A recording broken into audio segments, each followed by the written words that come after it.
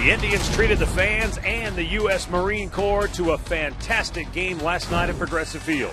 A second straight strong start from Justin Masterson, coupled with solid defense, and a key hit by Michael Brantley to extend his hitting streak led to a 2-0 drive victory. Ubaldo Jimenez will look to follow up that gem by Masterson with one of his own next on Sports Time Ohio. It's a hot one in downtown Cleveland as the Indians and the Pirates continue their 3-game weekend interleague series here at Progressive Field. Hi again, everyone. Matt Underwood alongside Rick Manning. Tribe got a much-needed win last night in the series opener. Strong starting pitching from Justin Masterson, and once again clutch hitting from Michael Brantley, who now has a 22-game hitting streak. This is becoming fun to watch. Last night it was his last at-bat, as it was in the last 2 games. Michael Brantley got a base hit after 2 walks in the inning. That was the insurance run they needed. He has been locked in for the last 3 weeks. When you look at it, a .337 average over the 22 games, the longest since Casey Blake. And Michael, he just takes it in stride. He's going up there and he says, if I get my opportunity, I'm going to get a base hit. It's been a lot of fun. And he was asked after the ball game last night about the hitting streak, and he deadpanned the reporter and said, I don't know what you're talking about. So, hey, I mentioned good start from Justin Masterson last night. Ubaldo Jimenez has been on a roll. He gets the start for tonight. Problem is, he's up against a good Pirates starter in A.J. Burnett. Both these guys looking for their 7th win of the year. Well, I think if Jimenez throws the ball like he has in his last 2 starts, he's going to have no problem.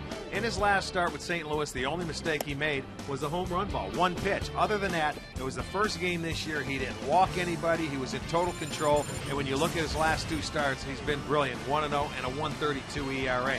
Now you look on the other side, A.J. Burnett, 5-0 in his last 5 starts, but the Indians have handled him in his career. They are 3-6 against Burnett. Nissan Road Ahead pitching matchup. Get to a Nissan dealer for great deals on innovation you can count on. Indians trying to keep the good home mojo going and send the Pirates to their 5th consecutive loss. We're back with all the play-by-play action coming up next.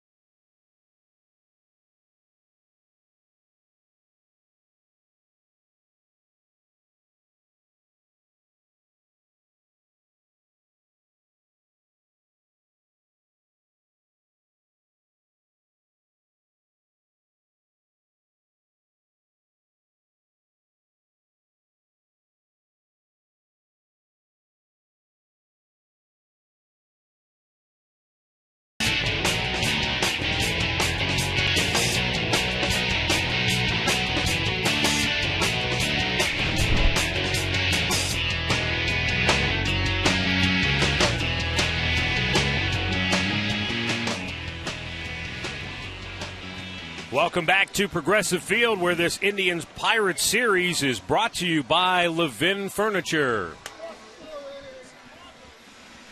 Matt Underwood, Rick Manning with you here at the ballpark.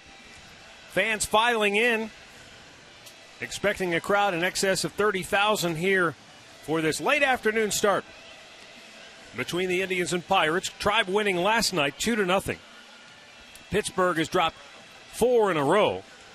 And with that, they trail Cincinnati by 4 games in the National League Central Division. The Indians trail Chicago by just a half game in the AL Central. The White Sox have dropped 3 in a row. Let's get a look at Clint Hurdle's starting 9 for the Buccos, brought to you by Kia. Alex Presley will lead it off, followed by Neil Walker and then Andrew McCutchen. Garrett Jones will DH and bat cleanup. Then Casey McGee, red hot in the last 7 games, followed by Pedro Alvarez. Jose Tabata will hit 7th. Rod Barajas, the catcher, hitting 8th. And Clint Barmas, the shortstop, will bat 9th. Ubaldo Jimenez on the mound for the Indians. I'd like to remind you to go to Indians.com and cast your ballot for this year's All-Star game in Kansas City. Ubaldo making his 13th start, a record of 6-4. Has pitched very well in his last 2 starts, and he has won his last 3 home starts. So Ubaldo right now, Pittsburgh last in the league in walks in the National League. If he can throw strikes, continue to pound that strike zone, he should have another very good night, and we'll see if he can continue to do that. Check out the Indians defense, brought to you by Pat O'Brien Chevrolet, with 4 convenient locations and the best selections of Chevrolet in Northeast Ohio. Duncan is in left, Brantley in center, Chew in right. It'll be Chisenhall at third, Cabrera at short, Kipnis at second, Kochman is at first, Santana behind the plate. Field and Culbreth to call the balls and strikes. Adrian Johnson at first, Gary Cedarstrom at second, Lance Barksdale is down at third.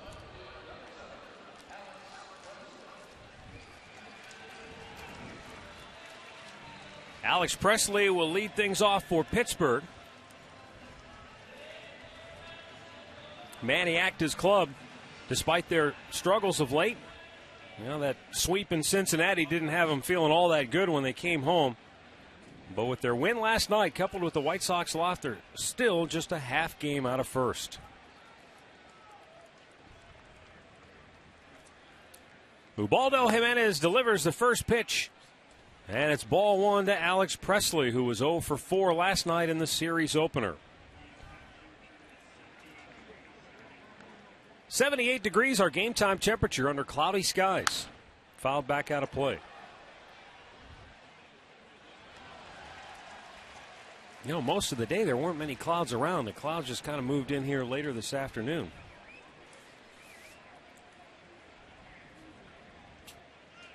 Might actually be a good thing, Rick, because these fans would be broiling otherwise. Yeah, it's nice right now, very comfortable. Fouled back. 1 ball, 2 strikes, and that was something that Jimenez, he didn't do a ton of pitching ahead. He still can pitch from behind. You know, he did it in that Tigers game. He did it against the Cardinals, but he's able to make quality pitches even when hitters are in hitter counts. Missed inside. A lot of times that'll tell you something about your stuff.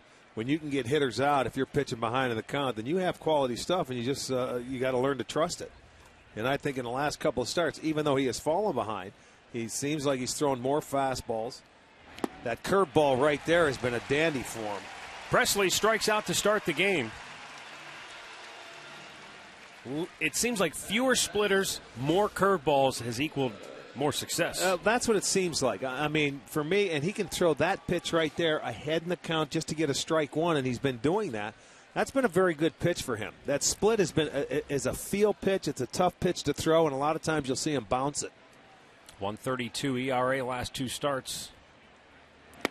And you can say the same for Justin Masterson. He has been, you know, the strikeout pitch working and no walks. When these 2 guys, they were leading the league. They were up there 1-2 in the league in walks for a while there. You make them hit their way on, and better things come. Chopped to first, but foul.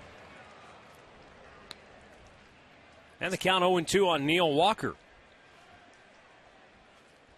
It's almost like a hitter. You're going up there and you're swinging and you're missing and you don't put the ball in play. You don't give yourself a chance.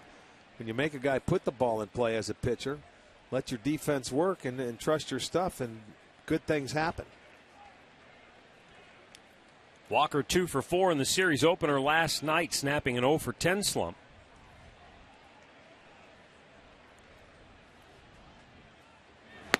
And he strikes out, 2 down. Back-to-back Ks for the Pirates, and a familiar theme for this club. And it's something that is definitely has to be a concern for their manager, Clint Hurdle. Well, yeah, there you go, a swing and a miss. They're last in the league in walks. They're 16th in the National League, I should say. And, you know, that's something right there. I mean, we witnessed it for a couple of years where we struck out a lot. We didn't walk a lot. The on-base percentage goes down. Andrew McCutchen, far and away the best player this Pirates team has. Yeah, you look at the Pirates, they've struck out 523 times and they've walked 143 times. That's not a good ratio.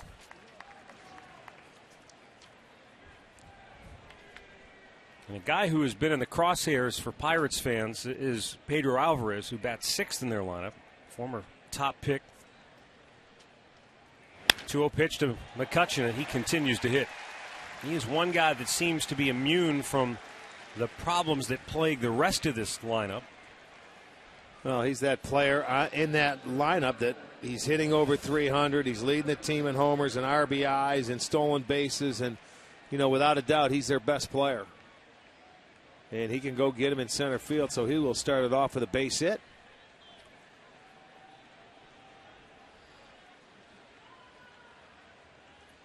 You know, you're talking about Pedro Alvarez, who again bats sixth in this lineup.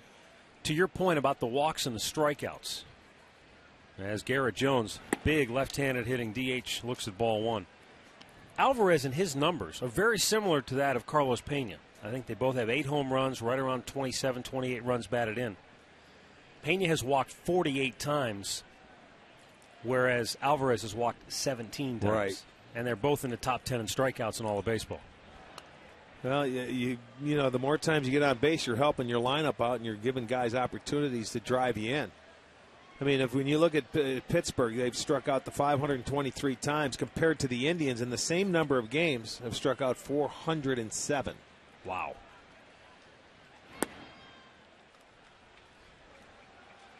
Now, granted, you expect that number to be higher just because the pitcher's batting in the National League, but it shouldn't be that much higher. No, not well over 100 strikeouts in 63 games.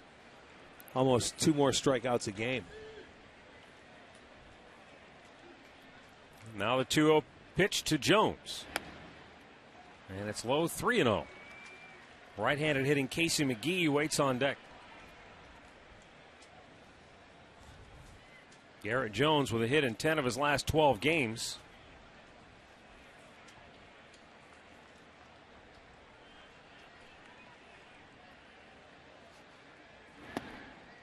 And he walks on 4 straight. So he strikes out the first 2, and then a single by McCutchen, followed by a 4-pitch walk to Jones. And the Pirates have 2 on with 2 out now for Casey McGee as Carlos Santana goes out to talk with Jimenez.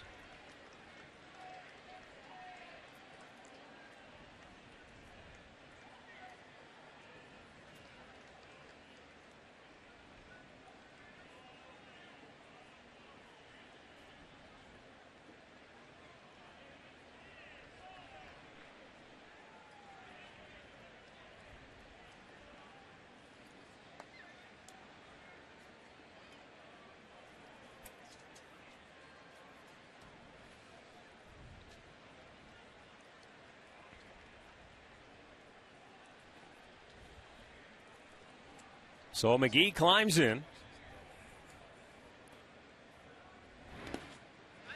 Blocked by Santana. McCutchen had a notion to bolt for third, but he holds wisely at second base.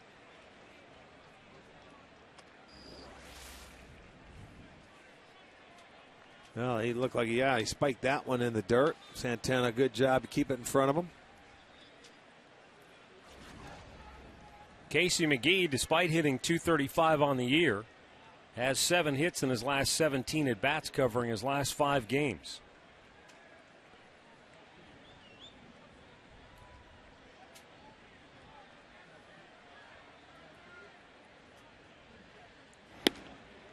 Caught the outside corner to even the count at 1-1.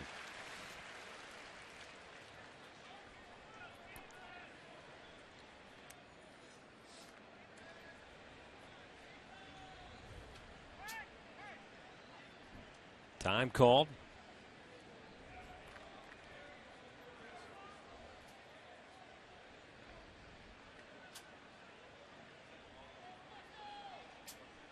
And the 1-1. Slider missed down low. 2 balls and a strike.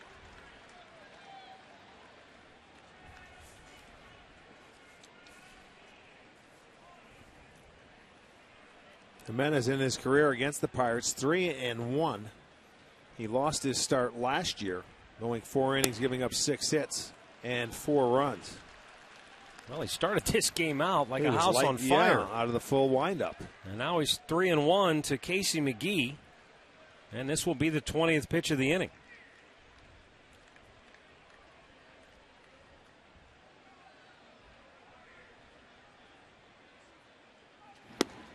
Finds a strike zone and a full count.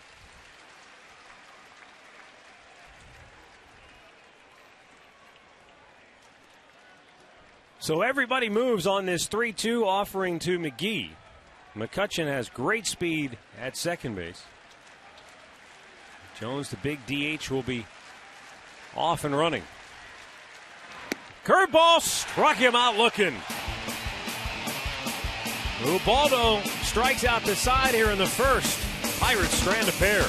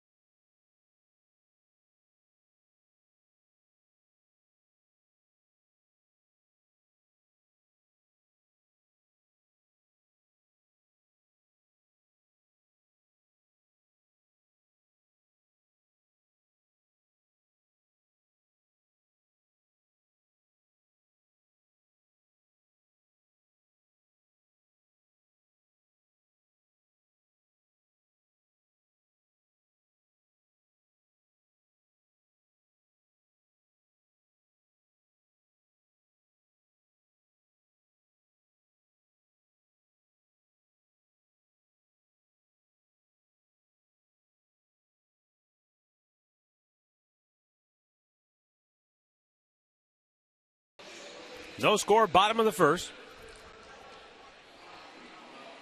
The Indians starting lineup for manager Manny Acta, brought to you by Progressive Insurance, proud to be the official auto insurance provider of the Cleveland Indians. Shin-Soo Choo is Drupal Cabrera and Jason Kipnis. Then it's Carlos Santana, followed by the sizzling Michael Brantley with a 21-game hitting streak. Then Johnny Damon, followed by Shelley Duncan, Casey Kochman, and Lonnie Chisenhall. A.J. Burnett on the mound for the Pirates, and he has been pitching very well. He's making his 11th start. He's won his last 5 starts with an ERA of just a hair over 2. You got to go back to May 2nd, and that was at St. Louis for his last loss. So he has been locked in. He's 4-1 after a Pirates loss, and he's trying to stop their losing streak tonight. Shin-Soo Choo will lead off for the Tribe, 0 for 3 with a walk and a run scored last night. Looks at ball 1 up high.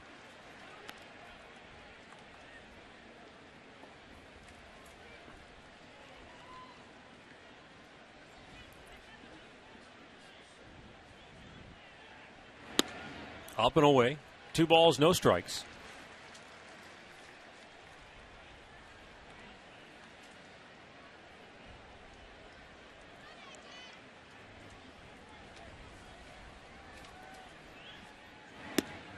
And that missed high as well, 3-0.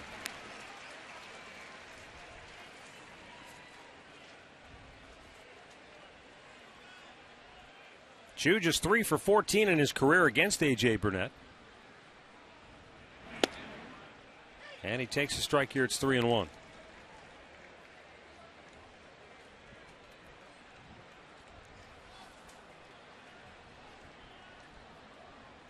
Now the big right-hander's 3-1 offering. And it's hit high in the air but fouled on the left side and out of play.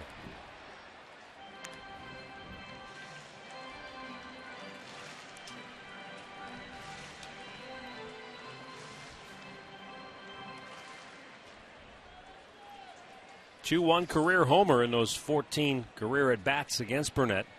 So one of his 3 hits, he's gone yard. Here's the payoff. And a bouncer to first. Easy play for McGee. 1 down. Take a look at the Pirates' Home Depot defense tonight behind Burnett. It's Presley in left, McCutcheon in center, Tobin in right. Alvarez at third, Barmas at short, Walker at second, McGee at first, Barajas behind the plate. More savings, more doing. That's the power of Home Depot.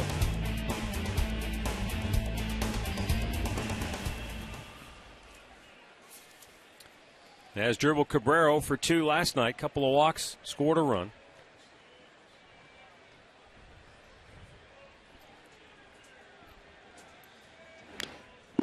And a foul back.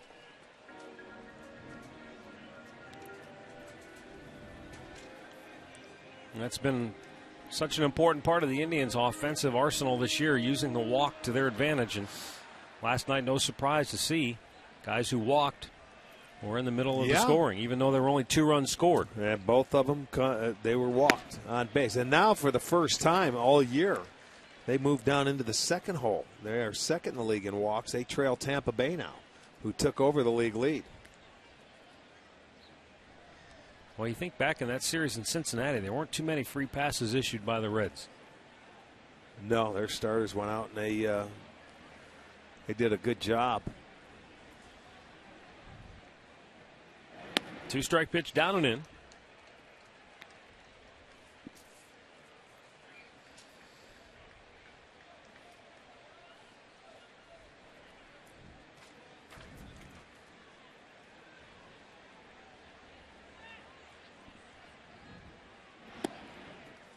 Low again, 2 balls, 2 strikes. A.J. Burnett, in his career, has been a much better pitcher at home as opposed to on the road. He's 15 games below 500 away from home, and an ERA of more than a run higher. The 2-2. Hit well, deep right field. Back is Tabata. He's out of room. It's out of here. 6th home run of the year for his Dribble Cabrera, and it stakes the Indians to an early 1-0 lead.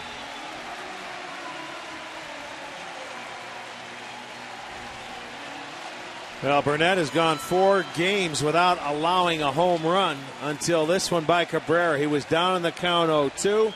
He got a fastball middle in, and he's able to turn on it. That one gets into the seats, and the Indians will play from in front.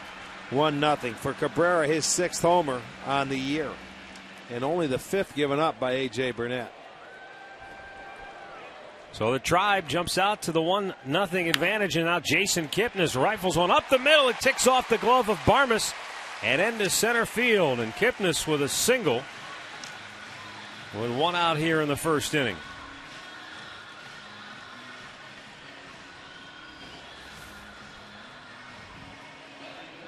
There you get another fastball, and Jason stayed on it. Goes off the glove of Barmas into center field, so back-to-back hits.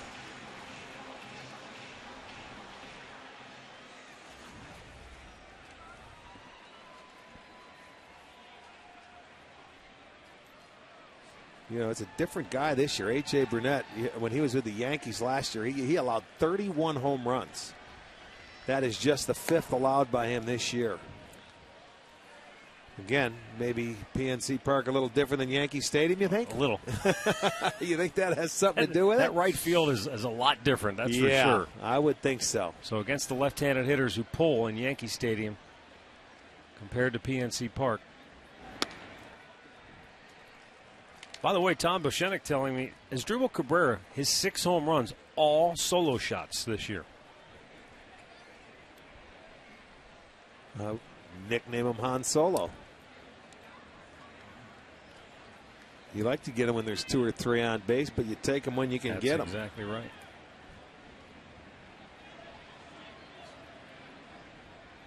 Carlos Santana looks down and in, 2-0. Santana 1 for 3 last night. His double drove in a run. Well, and it was a double where he went the other way. And we haven't seen Carlos do that from this side of the plate in a while. But I mean, it was a breaking ball, and he just pushes it down the third baseline. It was on a 3-2 count. Cabrera came around to score. High fly ball, Just right field. it. Tabata on a full sprint in near the line makes the catch. And hustling back to first base is Kipnis, 2 away. Just got underneath it. That's one you want back, but little movement at the end got him to pop it up for out number 2. So with 2 down, it brings up Michael Brantley. 1 for 4, drove in a run last night. It was a big RBI hit for Brantley because it gave the Indians a 2-0 advantage as opposed to a 1-run lead.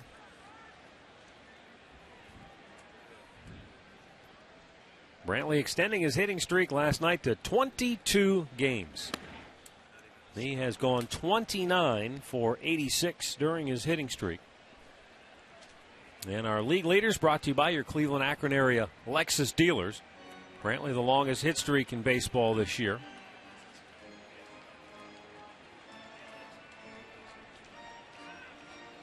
And still going strong. Casey Blake had a 26-game streak back in 07, and of course Sandy Alomar had that incredible 30-game hitting streak back in 1997.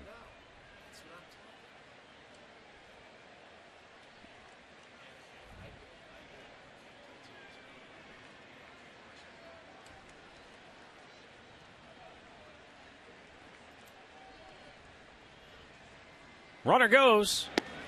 Brantley takes a strike, and Kipnis in easily with a stolen base. Ball got loose from Barmas, but backed up nicely by Walker. Kipnis picks up his 16th stolen base of the year. Michael did a beautiful job of not swinging at the pitch. He sees where Kipnis gets a jump. Give him an opportunity to steal base. Now a single will score him. Good job by Brantley. He's not afraid to hit, with 2 strikes in the count. That's what makes him such a good hitter, and he gives the opportunity to his teammate to steal a base. Now he can go to work. And a 1-1 count for Brantley.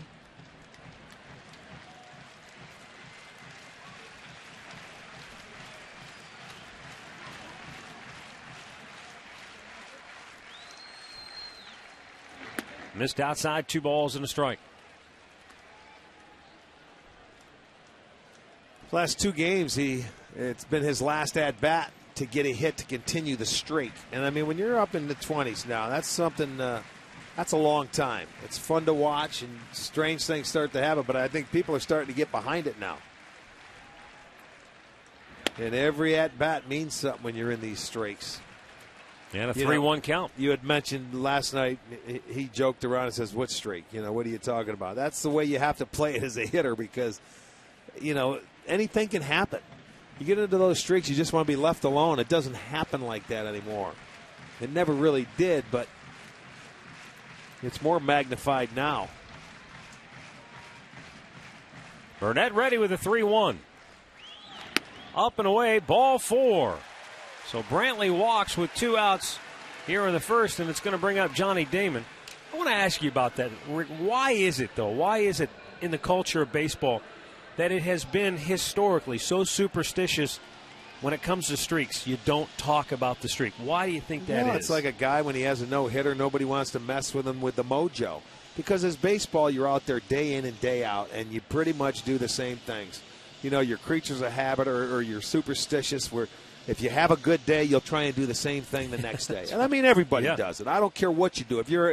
Whether you're playing baseball or not, if you go up and you have a good day at the office or something because you got up at 7:30, you had cereal, you put your socks on first before you put your pants on, you try and do the same thing when you're going good. When you're going bad, you'll try anything.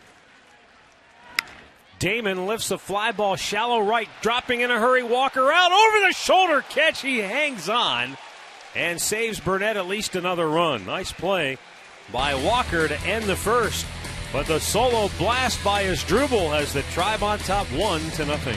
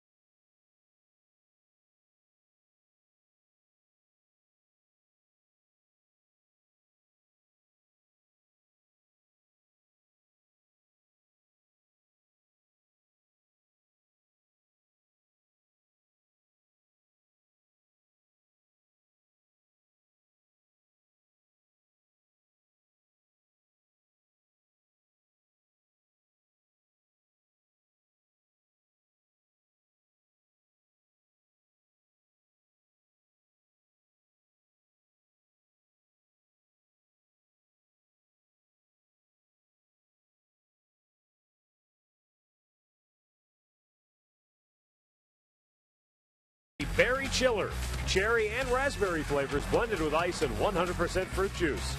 By AT&T, the nation's largest 4G network. AT&T, rethink possible. And by your Northern Ohio Toyota dealers. Second inning here at Progressive Field. Pedro Alvarez leading off for Pittsburgh. 0 for 3 last night.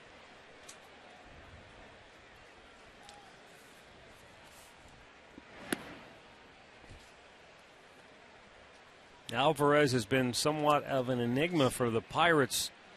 They've expected great things from this young man. And it's not that he doesn't have the ability. You see the 8 homers, 25 runs batted in. That batting average well below the Mendoza line. He sends one out of here, though, for Pittsburgh to tie the game. His 9th home run of the season. His 26th run batted in, and we're back to even at 1 apiece. Well, that lead didn't last long, did it? 10th home run given up by Jimenez. 3 pitches coming back into the inning, and I'll tell you, a 2-0 count. And Alvarez, he went down and stroked that ball nicely into the seats, and it's a dead low pitch, low fastball. Look at this. Typical left-hander, loves it down and in. And we have a new ball game, 1-1.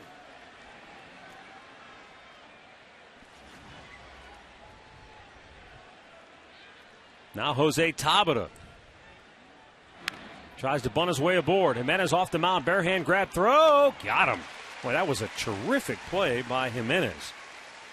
Because it looked like Tabata had himself a bunt single initially.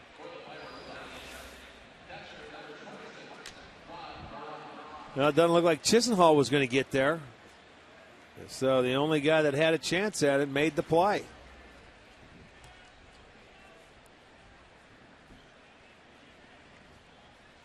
Now waiting for Rod Barajas to get to the plate.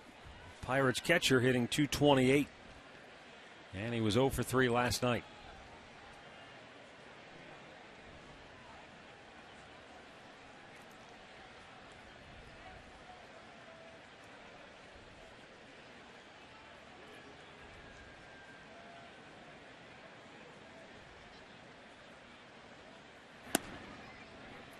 Low ball 1.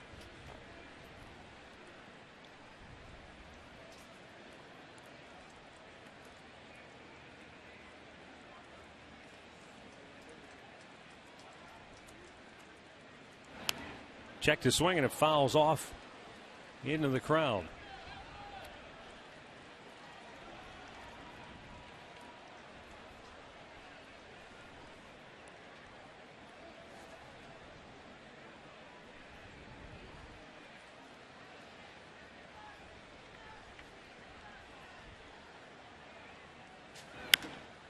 Popped him up on the infield to second baseman Kipnis.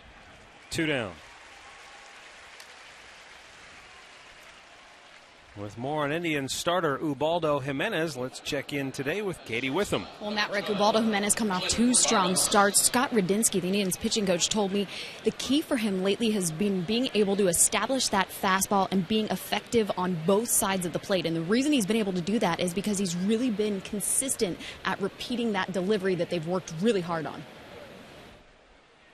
Thanks, Katie. Here's Clint Barmas. Repetition. That's you often hear it about with starting pitchers. If you can repeat that delivery time and time and time again, you will be around the strike zone. You'll be much more consistent, and that's what it's taken. And Masterson, the same boat. 1-1 to count. These guys are a little bit taller. They're a little bit bigger, a little more awkward. Unlike a guy like Josh Tomlin, who's got very little movement. He just rocks back, and all he does is throw strikes. You know, different style pitchers. So you've got to refine it. And the bigger you are, sometimes the harder it is to consistently do that. That's hit to left center. Brantley on a dead sprint into the gap, pulls it down. But Pedro Alvarez sends one out of here to tie the game at 1, middle of the second.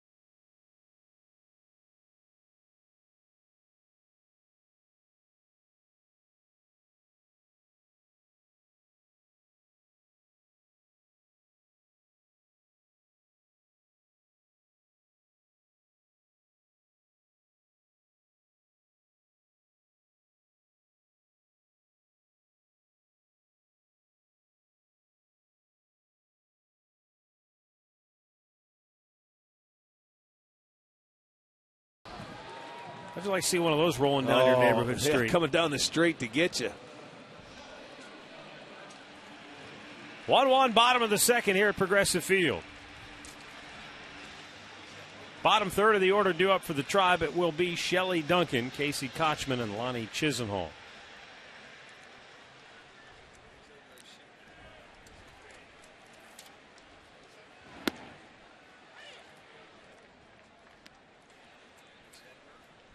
Shelley Duncan getting the start in left field this afternoon.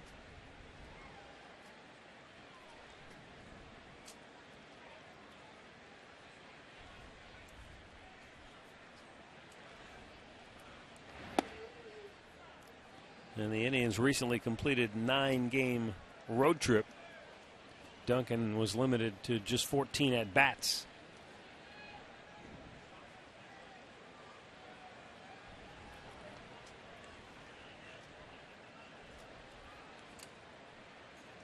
Burnett with a 1-1. And that's inside off the plate. 2 balls and a strike.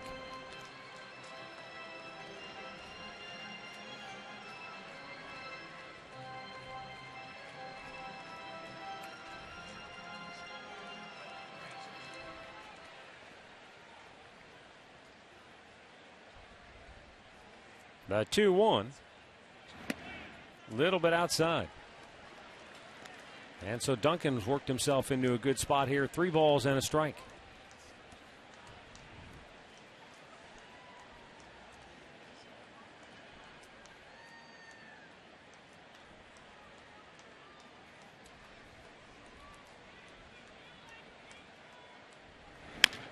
Swings and bangs it foul, third base side.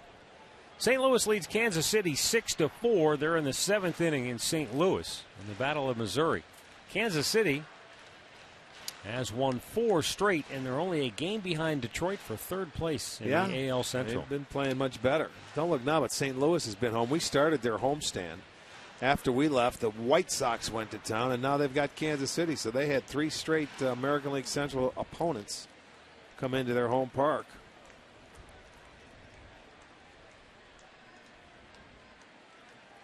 Now the payoff pitch to Duncan. A little bit low, and it's ball 4. So the Tribe gets their leadoff man aboard to start the bottom of the second. Injury report brought to you by Elk & Elk. Serious lawyers for serious injuries. Call 1-800-ELK-OHIO. Let it drop in a hurry for Toronto. Kyle Drabick, it sounds like he needs surgery. The Tommy John, I think he blew his elbow ligament Friday night. Wednesday, Brandon Morrow with an oblique. Today they lose Drew Hutchison. Yeah, they picked a bad week to quit smoking over there with the pitchers. I'll tell you what, that's tough, isn't it? Lose 3 guys. They ended up getting a shutout yesterday, though. Casey Kochman bangs one off his leg foul. Blue Jays begin the day 6.5 behind New York in the AL East. Blue Jays right at the break-even mark, 32-32.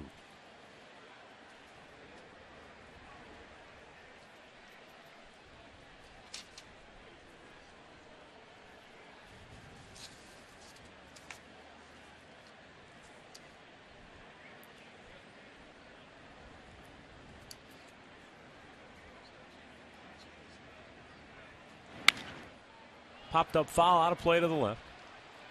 Tigers with an early 1-0 lead over Colorado in Detroit. They're in the 3rd inning. 1-zip Tigers. Milwaukee beating up Minnesota 6-1. They're in the 8th at Target Field. Twins headed to their 4th straight loss. White Sox are in LA to battle the Dodgers later tonight.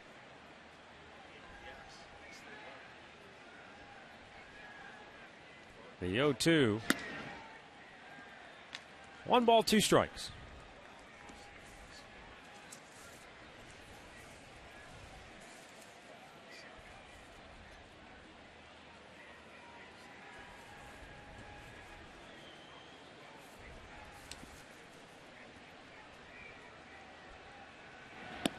Yes, he did. Went around and strikes out. First strikeout for Burnett, 1 down on the 2nd inning.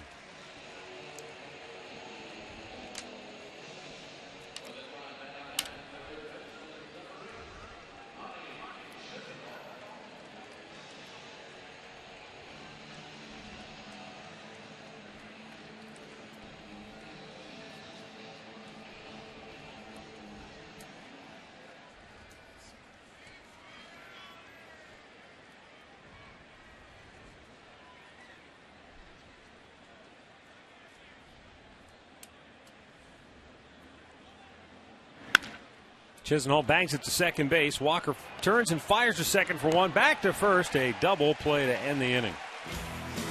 Walker to Barmas to McGee to end the second. We are tied at 1.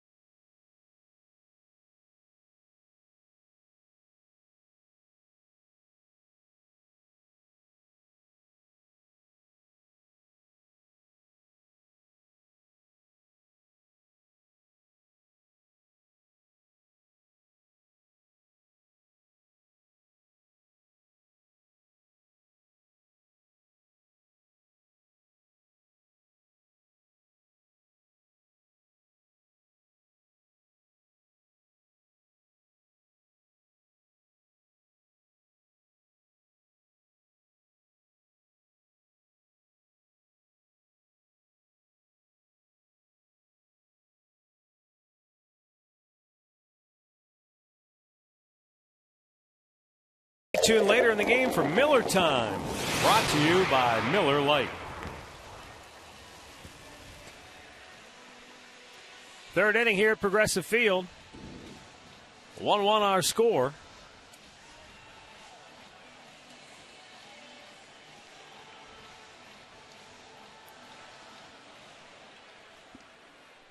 Presley struck out his first time up. He'll be followed by Neil Walker and then Andrew McCutchen.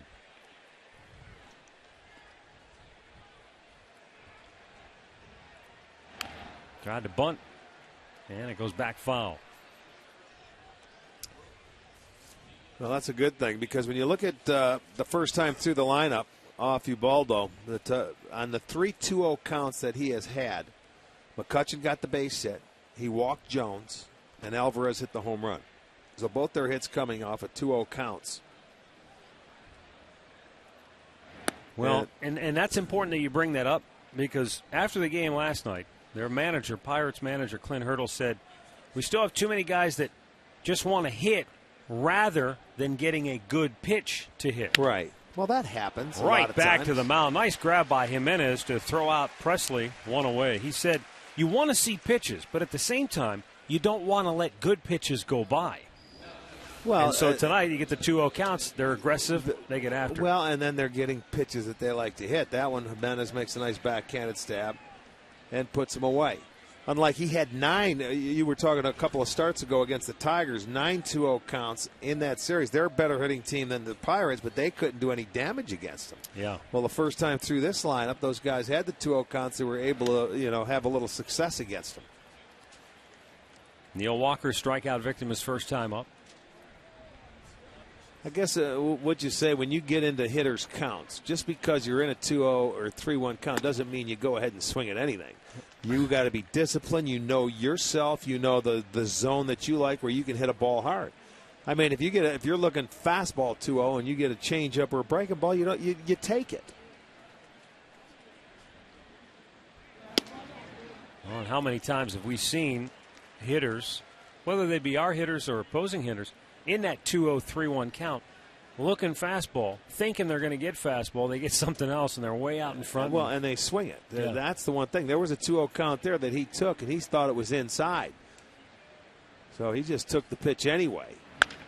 Off the end of the bat, he lines it into center field. And a one-out single for Neil Walker here in the third. So all 3 hits have come off of 2-0 counts that originated in the at-bat. Once again, let's send it downstairs to Katie Whiffen. Well, Matt Rick, the next bobblehead giveaway of the season will be this Monday. Get here early. The first 15,000 fans can take home your very own Asdrubal Cabrera bobblehead. If you don't have tickets, get them right now. The earlier you get them, the more you save. Log on to Indians.com, guys. Katie, take that glove off his hand. He doesn't need one. You're right. He doesn't. Andrew McCutchen singled through the left side of the infield his first time up.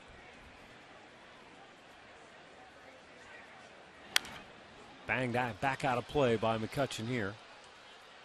Send along some birthday wishes today. Eugene Ford of Conneaut is turning 95. Eugene, happy birthday. Katie Kirstein of Monroe Falls is 88. Fred Yuktaba of Fremont is 87. And Marge O'Malley of Brookport is 85. Happy birthday to each and every one. Popped up, foul ground. That will make it to the seats. And belated birthday wishes to Stephanie Saffel from Ashland, Ohio. Recently celebrated her 40th birthday.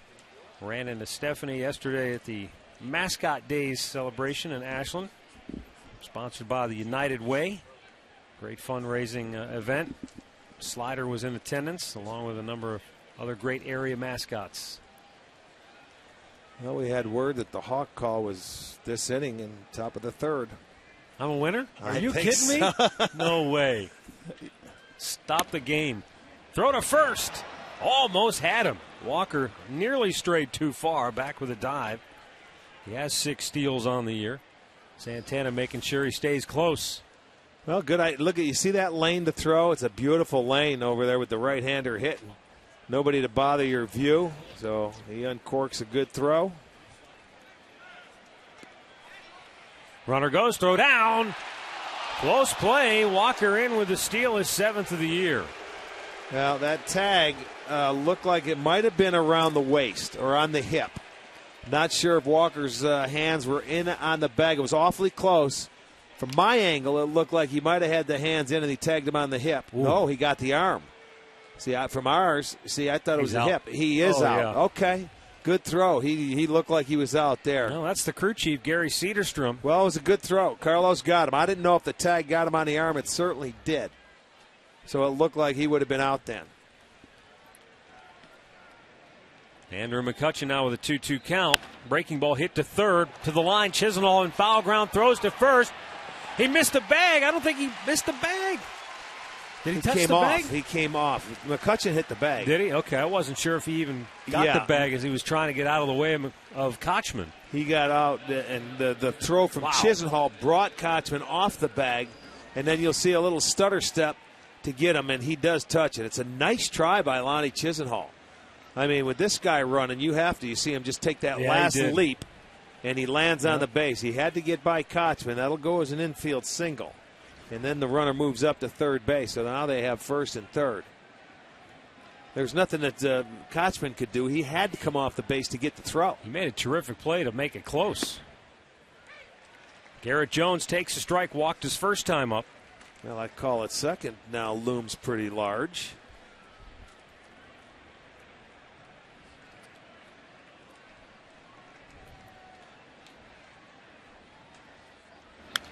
Fouled back.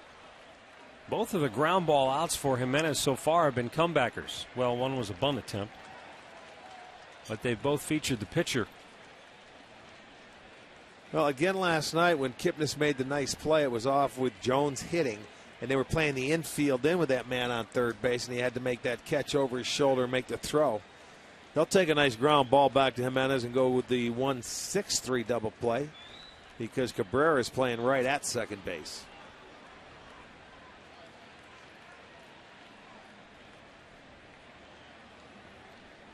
Jimenez has him down on the count 0-2. And a soft liner to right for an RBI single gives Pittsburgh a 2-1 lead. McCutchen stops at second. Well, Jones gets his 22nd run batted in on the year, and Pittsburgh goes in front 2-1. Well, he went down and got himself a low. Let me see what pitch it is. That was a changeup, I believe. That was down. He might have broken his bat off the end of the bat, but you can see where it was. It was down out of the strike zone. He lines it in front of Chu McCutcheon can only move up one base, but Pittsburgh has the lead now. And 5 hits after 3 consecutive singles. That little changeup there was an 0-2 pitch. He worked hard to get ahead of him, and Jones did a good job of just getting the end of the bat on the ball. Now Casey McGee out on strikes his first time up. Again, a throw to first, and close play, but Jones back.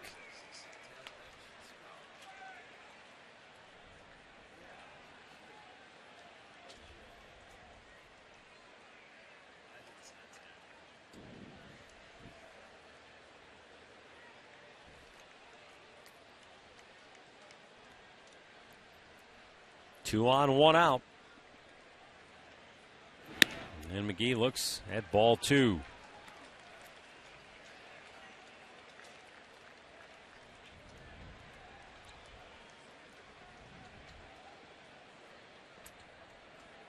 '50th pitch of the game coming up right here for Jimenez.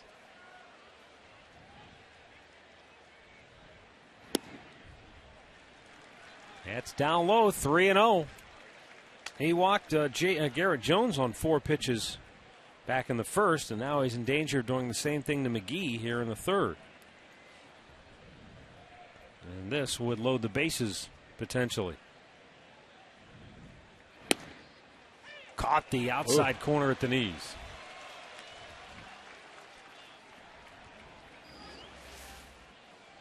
Well, I don't know. If you're a hitter, you certainly don't want that one called, but he gets it.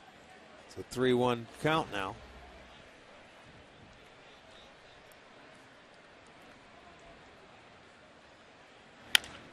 Slow chopper to short. Cabrera to Kipnis for 1 on to first. Great stretch by Kochman to complete the double play and end the inning. But the Pirates get an RBI single from Garrett Jones. They lead it 2-1, middle of the third.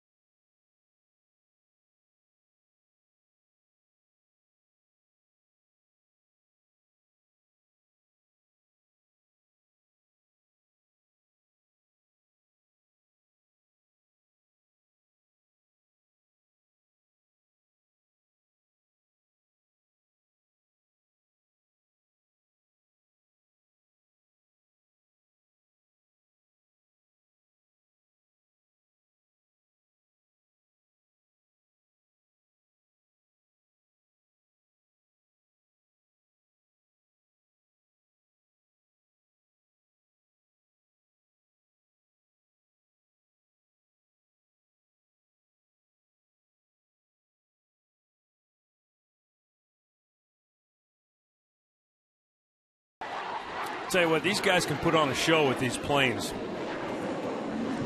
Or they probably don't like it calling them planes. These are aircraft, huh? Yeah, that's a jet well, fighters. We had a second straight flyover today with them some choppers coming up high above. Choppers. Top of the order for the Tribe as Shin-Soo Choo will lead off. Grounded out to first his first time up. Sends one up the middle. Backhanded by Walker, and the second baseman throws him out.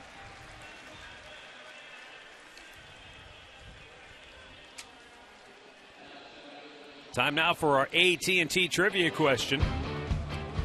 3 players in Pirates history have had more seasons, 3 or more seasons of 30 homers and 100 ribbies. 3 or more seasons of 30 homers and 100 ribbies. Only 3 in the history of the Pirates. Kind of think maybe Ralph Kiner's one of them. Of course, your next logical guess might be a Willie Stargell.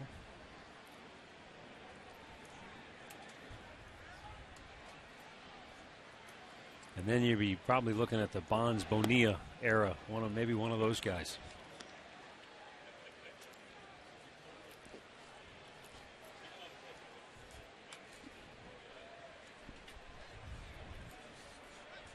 Cabrera's home run got the Indians on the board in the first. Since then, the Pirates have come back with a run in the second and a run in the third.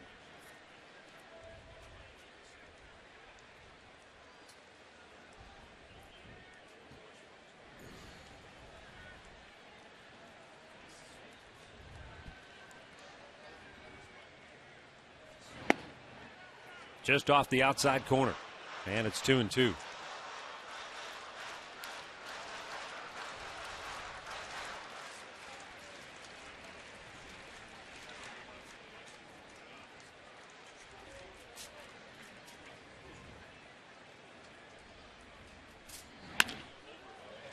Bounce to second.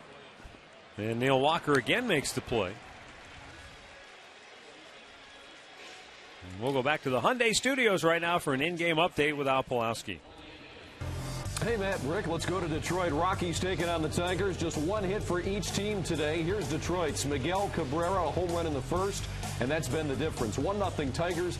Doug Fister back on the mound for Detroit. First time since he returned from the DL. Matt, back to you. All right, thanks a lot, Al. Here's Jason Kipnis with a base hit his first time up.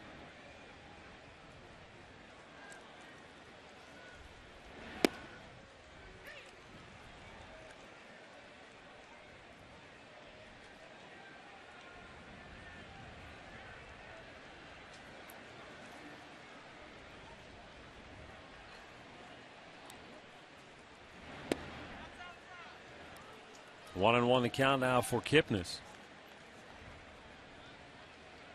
40 pitches for Burnett. 21 have been strikes. He wants a new baseball.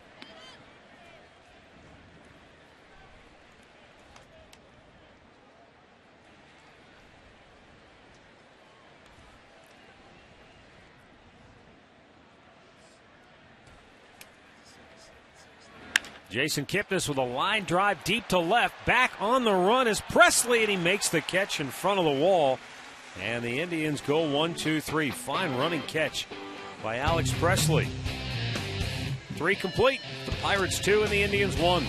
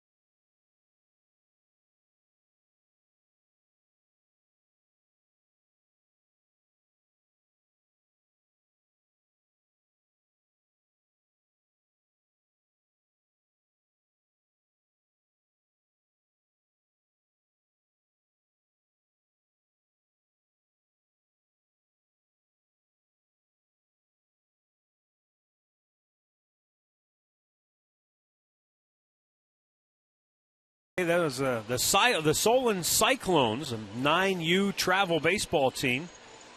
And they're here checking out the action today. Look at them, the sprinkler. Kids doing the sprinkler, that's great. They have no idea they're on TV. No, they don't. But they're having a great time here at the ball game, watching the Indians and the Pirates. And right now, Pittsburgh leads it 2-1. They come to bat here in the fourth inning. Send up some sunflower seeds to those kids. They'll have be just like major leaguers. We could send them up some of the stuff we've been devouring here. Oh, my goodness. Let's not say that. From Chef James? Chef James has hooked us up. We had fried Reese's peanut butter cups, fried Twinkies. Yeah, corn dogs, funnel cakes, all from the App Store here. And that's where it's at section 154. Whew. No, Right. we do that. Those kids will be up all night long with all the sugar. Can't do it. Section 154, your next trip to the ballpark is right around home plate, just beyond home plate on the main concourse. So stop by and, wow. They have deep fried Oreos. Ooh. Snickers. Pedro Alvarez homered his first time up. That tied the game at 1. A little bit inside there. Jimenez wanted a strikeout, missed him. It's 1-2.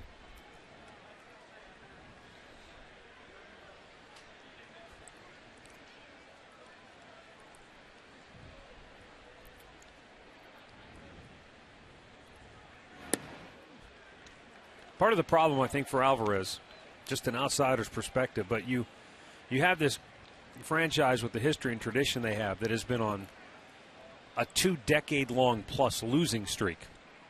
And then this kid comes along and they immediately tag him with these expectations. He's going to be the next fill in the blank here, Willie Stargell, whatever. Well, right. And it's I think it's human nature, even though as hard as this kid has probably tried not to let those expectations creep in. I mean, you can't help. I think it happens to a lot of kids coming up in organizations where people put a tag on him and people feel that he has to live up to it. Whether he can or he can't, it's just not fair to the player. Boy, bad job by Jimenez. Had him down 0-2, and he just missed on the 0-2 pitch. Thought he had him struck out, but then he lets him off the hook and walks him. The Pirates get their leadoff man aboard here in the fourth. Jose Tabata tried to bunt his first time up, and Jimenez came off the mound and made a terrific play to get him.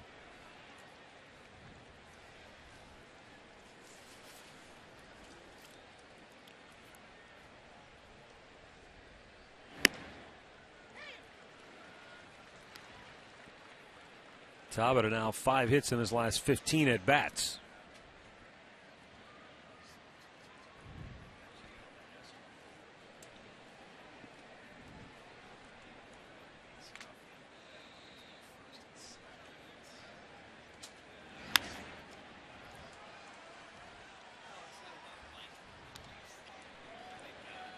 And another 0-2 count. Second one of the inning now.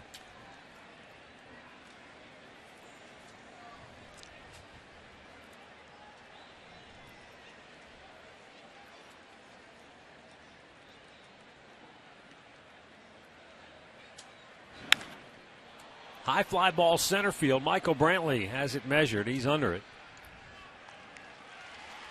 And Alvarez retreats to first, one away.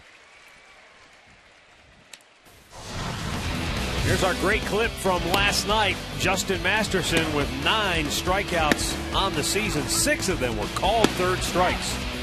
And he had Pirate hitters frozen all night long. Great clips. It's going to be great. When he has the command of that fastball, and also the slider has been really good for him in his last few starts. That's the combination.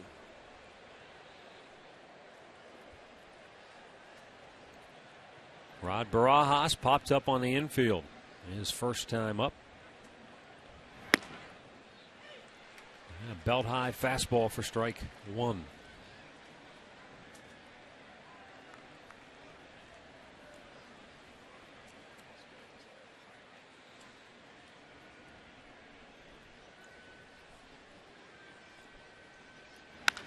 Roped foul, third baseline. And it's 0-2.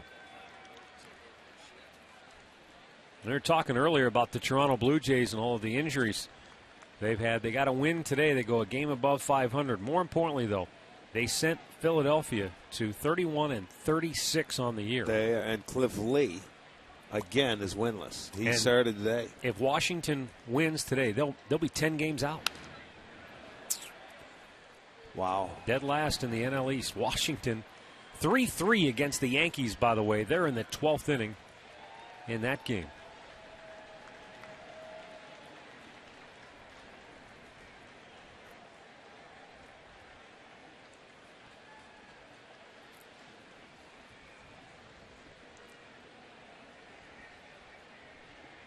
Now the 0-2. Popped him up. Kipnis on the move.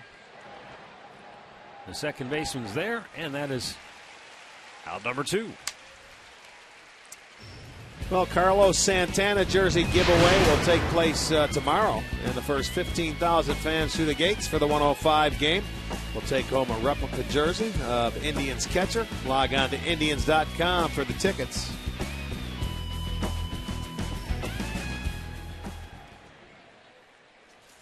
Two down. Here's Clint Barmas.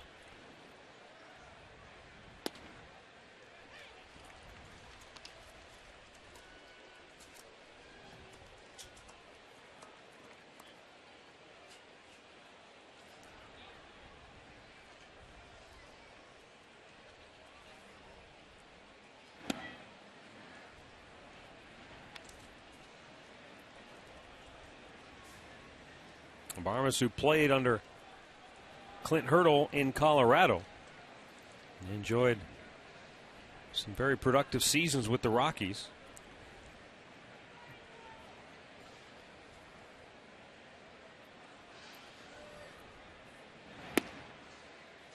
Takes a strike, and it's 1-2. Last year, Barmas spent most of the year, well, he spent most of the year with Houston. A few games in the minor leagues. A couple of rehab stints. Hit .244 for the Astros. Fouled out of play. Did hit a dozen homers and drove in 39 for Houston.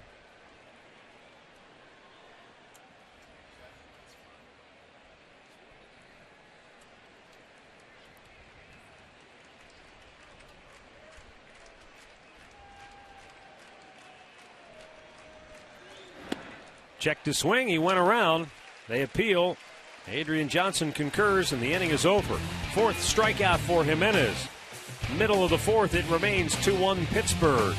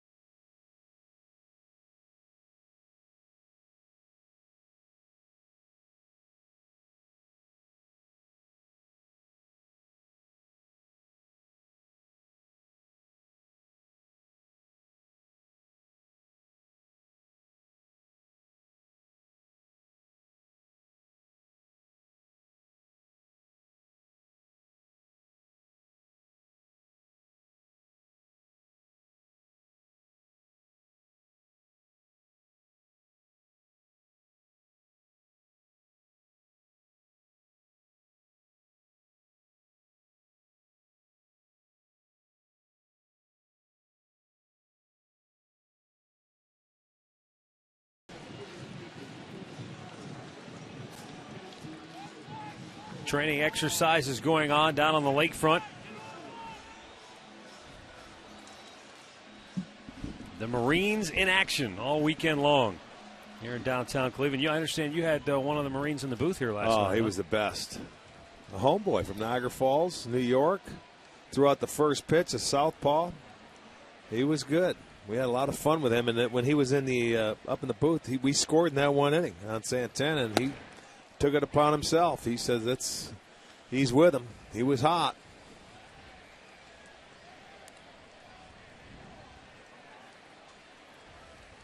Carlos Santana flied out to right his first time up. He just missed hammering one out of here. Just a little bit off the end of the bat. But last night, this was a key at bat. Santana jammed on a breaking ball, but he's got it inside the bag. And Cabrera able to come around and score. There he was. Look at that. What a great guy. He was full of excitement.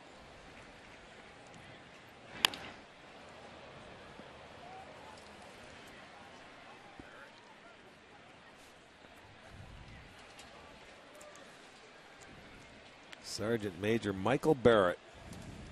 And then I went home, and what did I see? One of the Wallendos walking over Niagara Falls.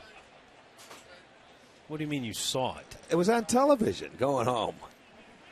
It was late last night. Walked over the falls and made it, as a matter of fact. Started in New York and walked over to Canada. One away here in the fourth. Wonder if he needed his passport like Murph. Here's our minor league update. Brought to you by University Hospitals. Jeremy Tice, named to the Carolina League All-Star team.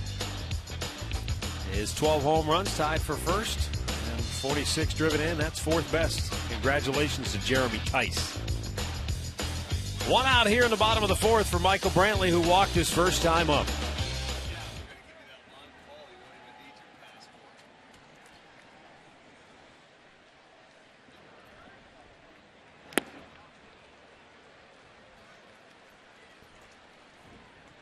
Nine straight first pitch strikes for A.J. Burnett now.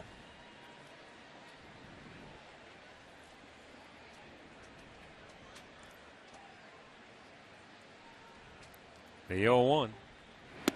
A little bit of a rocky start for Burnett. He gave up the home run to Cabrera.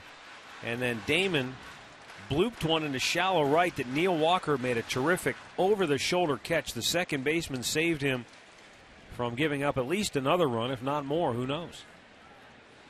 Got out of the inning. He shut him down since. Has not allowed a hit since the home run, or since the base hit by Kipnis that immediately followed the homer by Cabrera in the first. And he's walked two since then, and he has struck out one.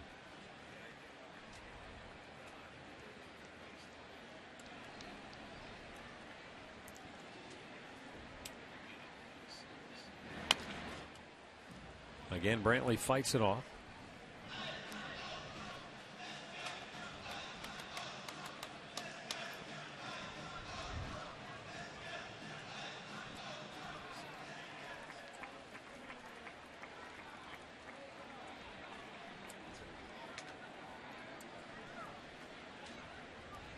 '50th pitch of the game here for Burnett.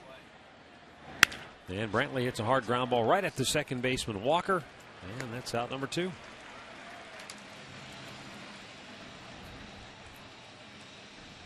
You could win a $100 gas card courtesy of your Northeast Ohio Shell retailer and True North convenience stores. All you have to do is log on to stohd.com and enter.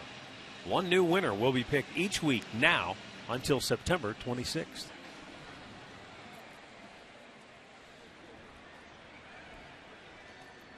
Two down for Johnny Damon.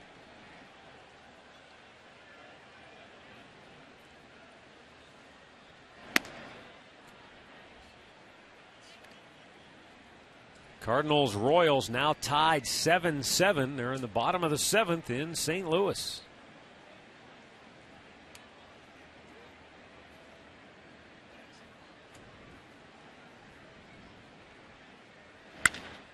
Damon sends a long fly ball Deep right, back is Tabata. On to the front edge of the warning track to make the catch and end the inning. 4 complete. It's still Pittsburgh 2, Cleveland 1.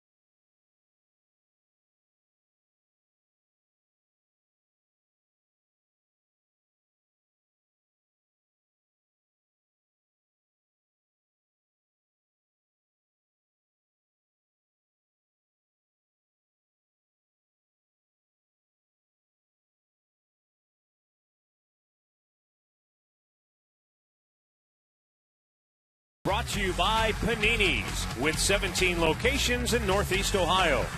By Levin's, home of the Sealy Posturepedic mattress, made right here in Northeast Ohio.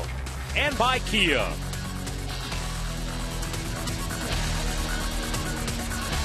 All right, it's Marine Week in Cleveland. They've got all. Is there a toy they have that they haven't had on display? Oh, I don't know, but you pass down there on the way to the ballpark. It's pretty neat. Look at these guys coming off. They're ready for action. Dr. Warren tells me that's the Osprey tilt rotor helicopter. Nice. Well, Dr. Warren should know. Yes. He flies himself. I think he's flown the Osprey. I think he has.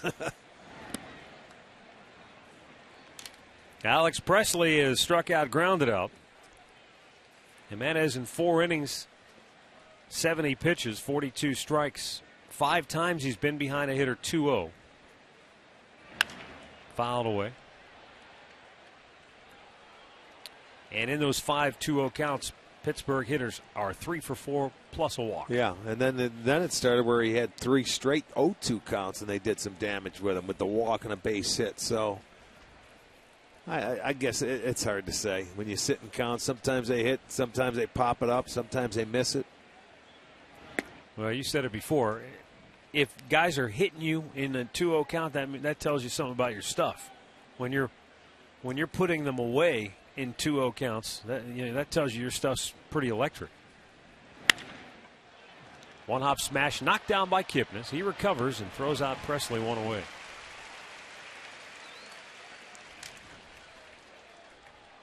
That'll bring up Neil Walker, who singled, stole a base, and scored in the 3rd.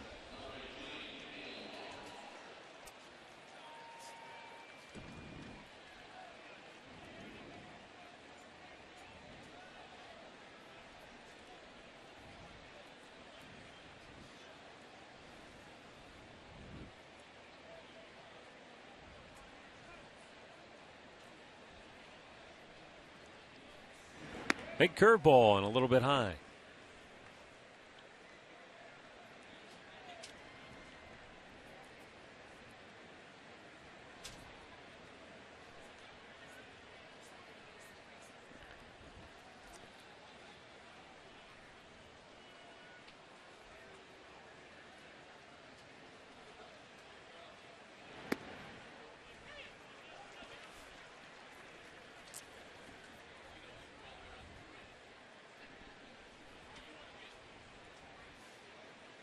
Jimenez with the 1-1 now to Walker. Missed inside. And he falls behind. Cardinals have gone back in front of Kansas City 9-7.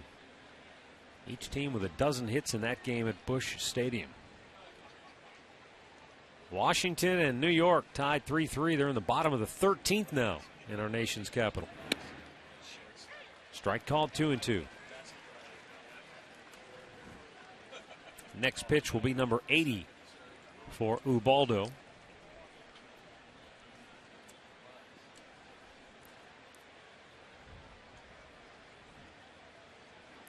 The 2-2.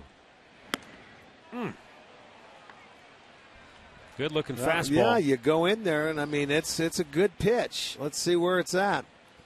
That is right there. That's one of the toughest pitches to get called. You see that glove coming down a little bit from Santana.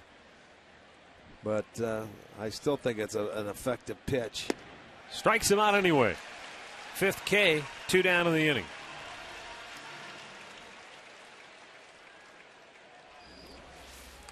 He comes right at him. He wasn't going to mess around this time. Forget the inside corner. I'm just going to challenge you. There's the fastball, and he swings through it. That's a good one, and that's a challenge pitch. 94, right down the middle. 2 down for Andrew McCutchen, who is 2 for 2 with a couple of singles today. His first one between third and short. His second one was down the third base line. Lonnie Chisenhall made a nice stop, but from foul territory, unable to throw out the speedy McCutchen. Broken bat, blooper, center field. Brantley on the move, makes a running catch. Pirates go 1-2-3 for the first time today. Middle of the 5th, 2-1, Pittsburgh.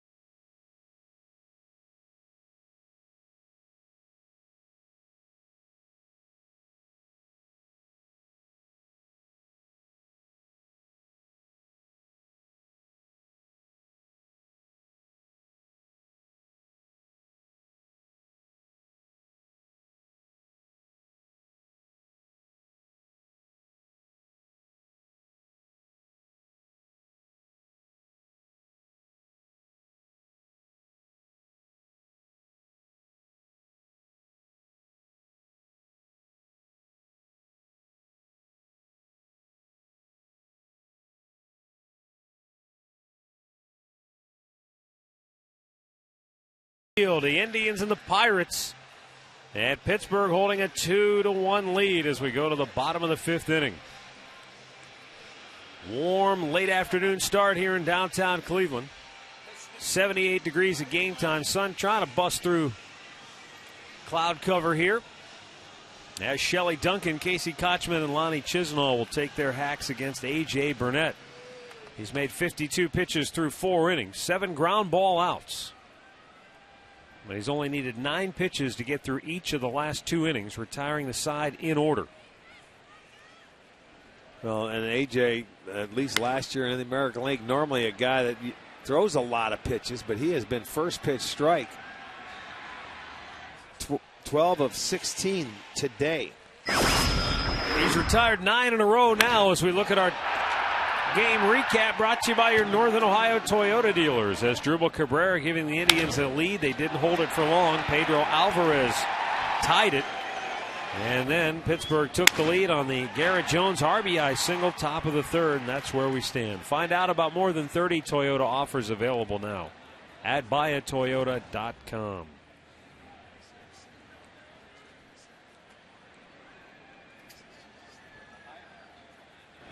Casey Kochman drills it to deep right field, and it's gone to Souvenir City. Kochman with his 5th home run of the year, and it ties the game at 2. A no doubt about it shot off the bat of Casey Kochman. And for A.J. Burnett, who'd only given up 4 home runs in his first 10 starts of the season, he's given up 2 solo shots here today. Yeah, he had gone 4 starts without allowing one. Now he allows 2, but they're getting after it early. Cabrera hit a home run. He was down in the count 0-2 and worked it back to even. This one, Kochman jumping on that first pitch, taking advantage of it.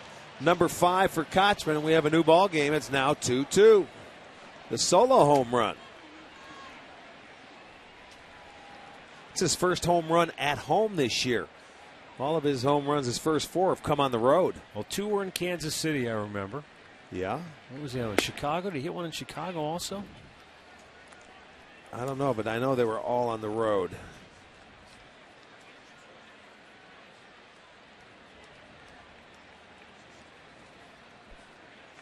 As Alani Chisenhall fouling it back.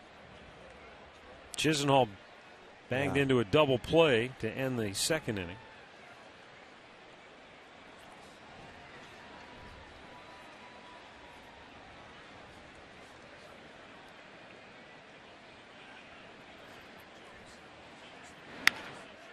Jam job. Change up. Second baseman Neil Walker with a throw on the move to get him for out number 2.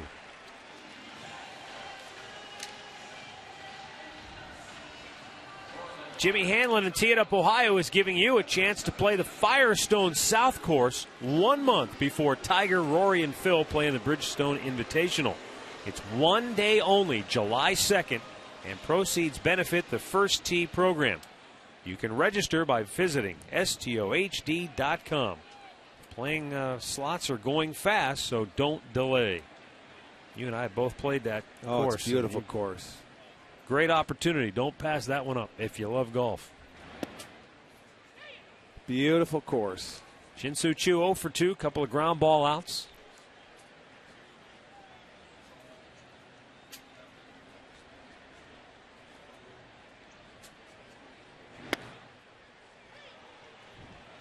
Two quick strikes from Burnett. He's ahead 0-2. Yeah, Kochman had 2 in Kansas City, like you said. Minnesota, and Detroit. Yeah. Down in the dirt. His first home run.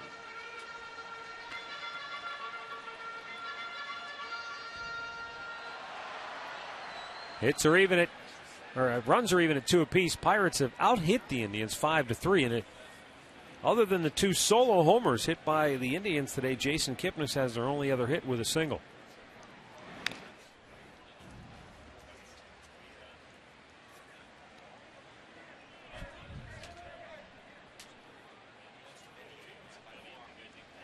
That 5th inning home run by Kochman gives the Indians 15 homers in the 5th inning. Of their 52 homers, the most have come, for whatever reason, in the 5th inning. A little bit low. 2-2. Cardinals have gone back ahead of Kansas City 9-7. They're in the 8th inning now in St. Louis.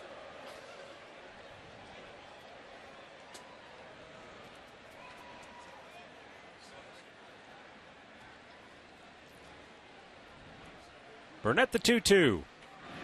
And Choo with a foul ball over toward the Pirates dugout. Yankees and Nationals still tied at 3. They've gone to the 14th inning now in D.C.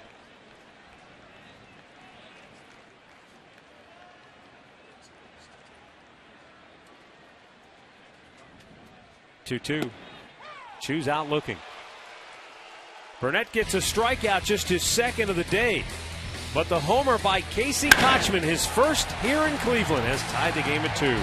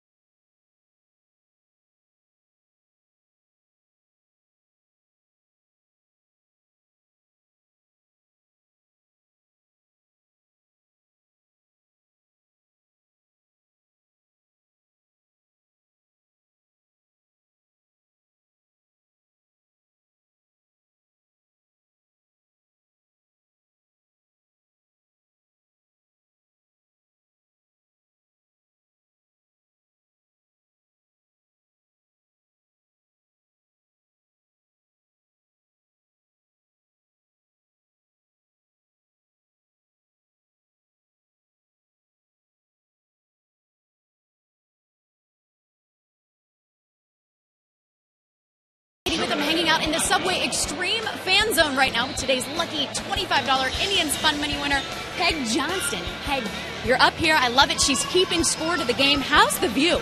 I think it's the greatest. I'm a season ticket holder, and I choose to sit here. I love it up here. I can see everything and the way the outfield is laid out and all that, and I keep score. And Yeah, you can I love definitely. it. I've sat up here for 10 years, at least 12 years.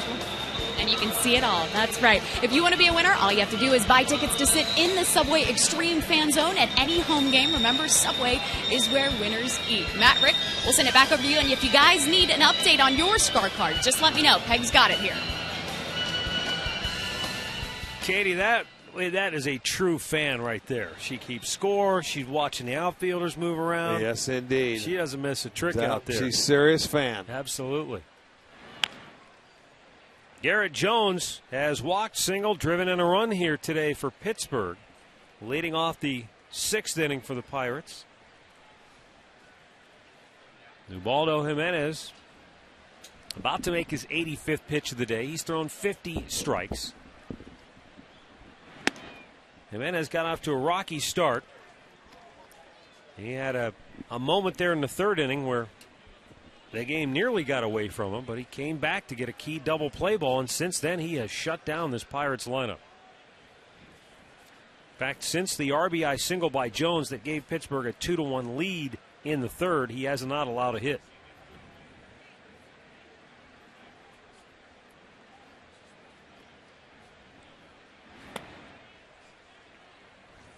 He's retired 6 in a row as Jones looks at ball 2.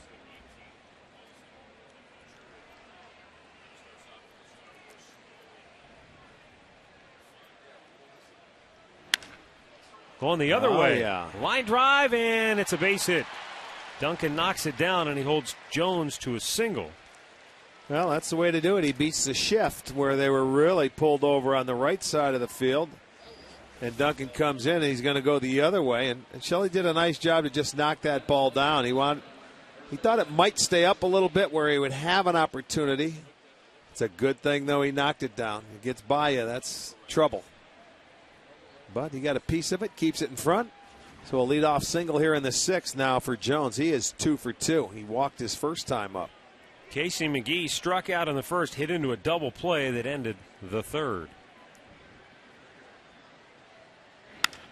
Hits that high pitch deep to left.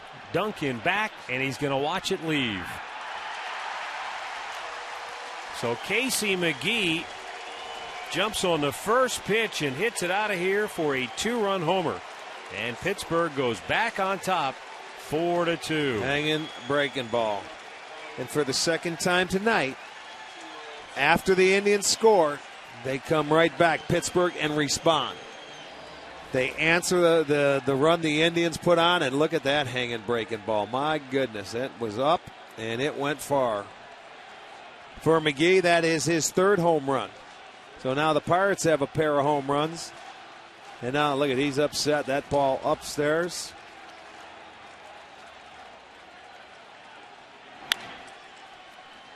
Pedro Alvarez lifts one in the air to left, drifting into foul territory. Duncan is there to catch it for out number 1.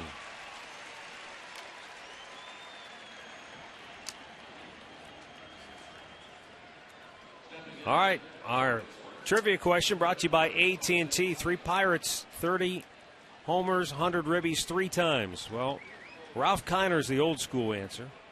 Willie Stargell would be more of the modern day. And then Brian Giles. I didn't even think about him. No. I did not even think about BG.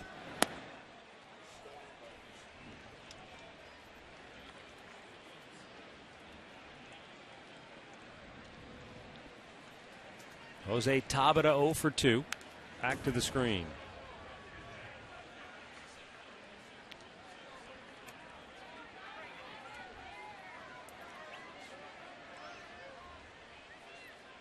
Pittsburgh trying to end a 4-game losing streak.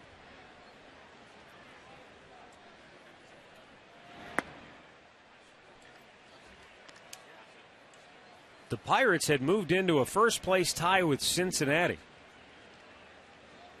And then Cincinnati swept the Indians. The Pirates got swept by Baltimore.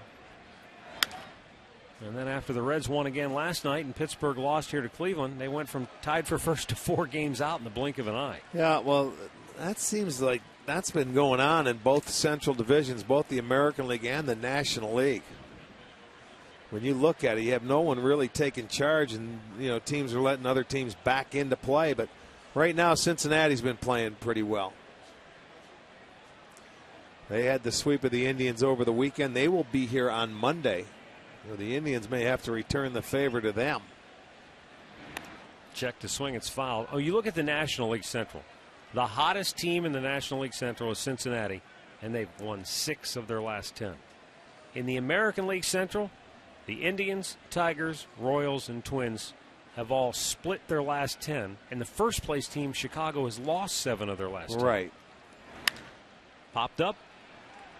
Brantley and the center fielder, Chu, the right fielder, converge. Chu says, "I'll take it," and he does. 2 down.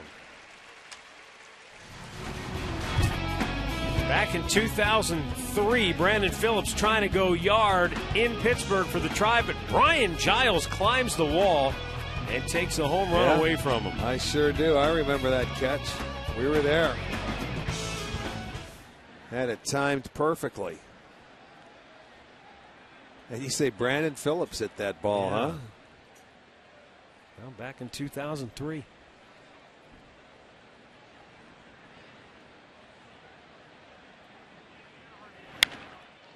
Roped foul. Jeez, that's 9, almost a decade ago already.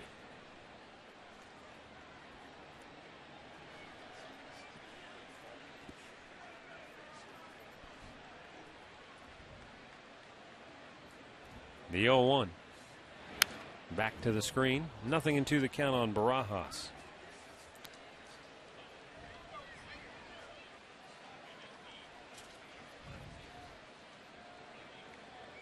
Tony Sipp up in the Indians bullpen as Jimenez closing in on 100 pitches for the afternoon.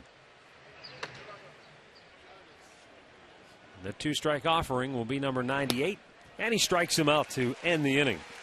But Casey McGee's 2-run tater as the Pirates back on top 4-2.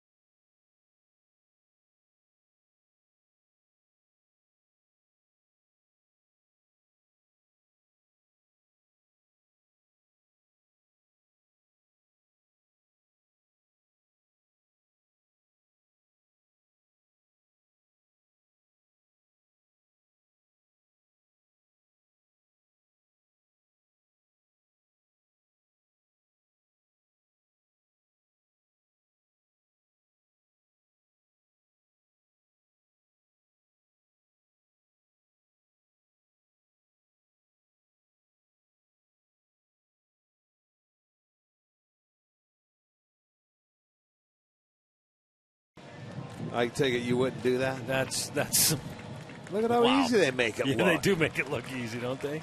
True professionals right there. Look at no problem. Just a walk in the park for those guys. Yeah, that'll continue. The last day tomorrow of Marine Week. As Dribble Cabrera homered back in the first, grounded out his last time up. A.J. Burnett gets ahead with a first pitch strike.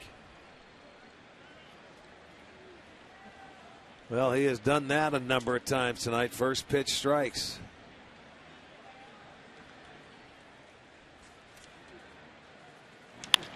Fouled first baseline.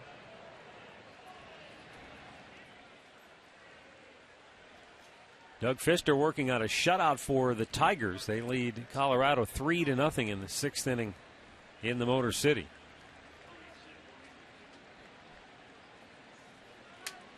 St. Louis now with a 10-7 lead over Kansas City, bottom of the 8th in the Battle of Missouri. Yankees have gone ahead of Washington 5-3 in the 14th inning in Washington as Cabrera backs away from a ball inside 1-2.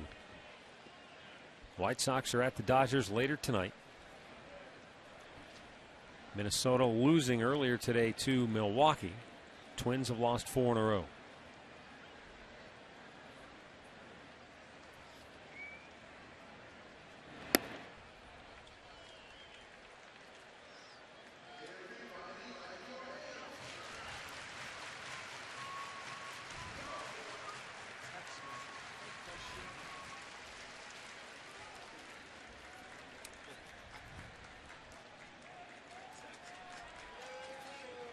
A.J. Burnett in the line, and the 2-2 to Cabrera.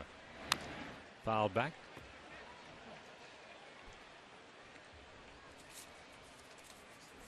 Deb Resnick is here visiting from Los Angeles at the ballpark with her dad Gary, watching the Indians this weekend in action against Pittsburgh. Why not? Tomorrow's Father's Day. After the ball game, you can come and play catch on the field with Dad if you choose. Check it out online. It's become a great promotion. Cabrera with a base hit into right field, and the Indians get their leadoff man aboard to start the bottom of the 6th inning. It's just the second time today the Indians have had their leadoff man aboard. Our highlight reel brought to you by your Northeast Ohio Ford dealers as Drupal Cabrera going solo in the first, and Casey Kochman, his 5th home run of the year, but his first here at Progressive Field. That came in the 5th.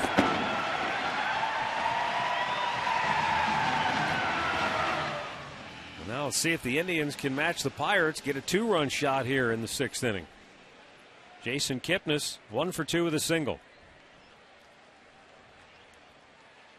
Burnett 70 pitches on the day, 44 strikes.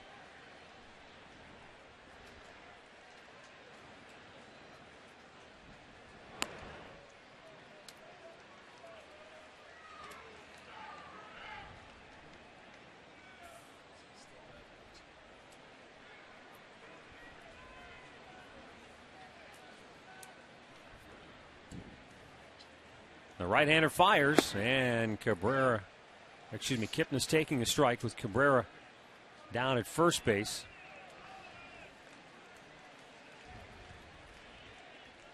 Cabrera gets a lot of attention, but Rick, we've seen it. He'll draw throws. He draws a lot of attention, but he doesn't have the base stealing ability to just go at will. He'll pick his spots. He's not a base stealer. He's not fast enough. He doesn't have that kind of speed. Base stealing is quickness. First step quickness, acceleration to where you're getting into it. It takes him a while to get going, top end, That's why he's not a base stealer. But that's okay. No need to. Right here, you give Kipnis the hole. When you look at it, though, teams are 15 for 15 in stolen base attempts against A.J., and no need to. Kipnis just smacked it right up the middle. His second single right through the box today. And the Indians have their first 2 on here in the 6th inning with back-to-back base hits. That's what we're talking about. Give Jason an opportunity. He takes it right back up the middle. He did the first time up, and he does in this at-bat. Stayed on it nicely. So a good start to the inning for the Tribe.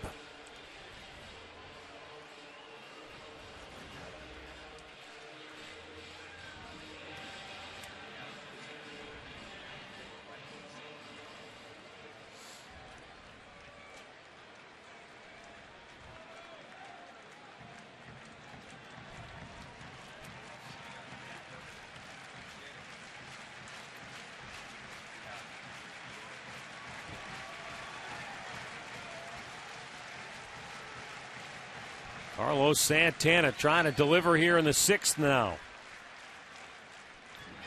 In the dirt, and a good block there by Barajas. The Pirates, a lot like the Indians with such a young team and a young core. And, you go out and sign a veteran like Burnett. You sign a veteran like Barajas. Guys who they're hoping will help lead the way for the young players.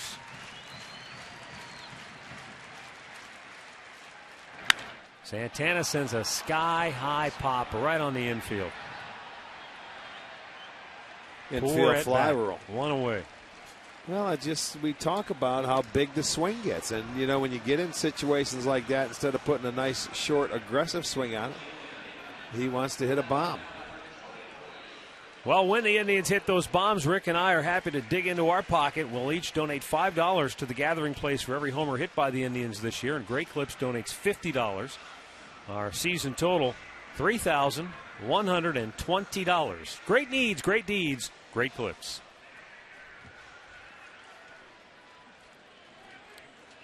All right, Michael Brantley, he walked in the first, grounded out his last time up. Great opportunity for Brantley to keep that hitting streak alive. They've got to pitch to him here with 2 on in the inning.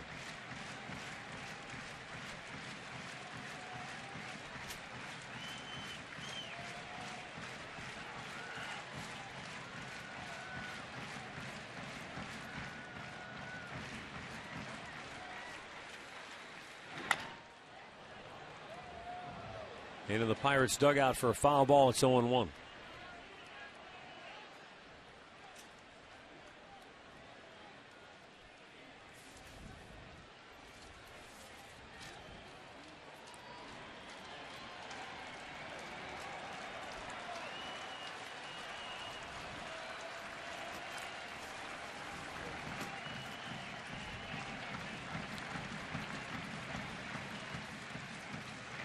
Way outside, 1 ball, 1 strike.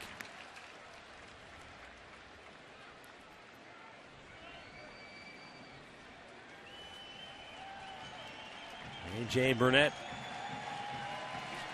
It's the first time today the Indians have had 2 base runners on since the first inning, and that was with 2 outs. Brantley with a fly ball to center. McCutchen there to catch it. 2 down. Well, you want to buy your tickets early and save on seats for fireworks. That'll be on July 3rd. You can celebrate the 4th on the 3rd because July 4th is a day game, but come on out. Good baseball against the Angels of L.A. Fireworks set to your favorite patriotic music. Log on to Indians.com/fireworks and get your tickets.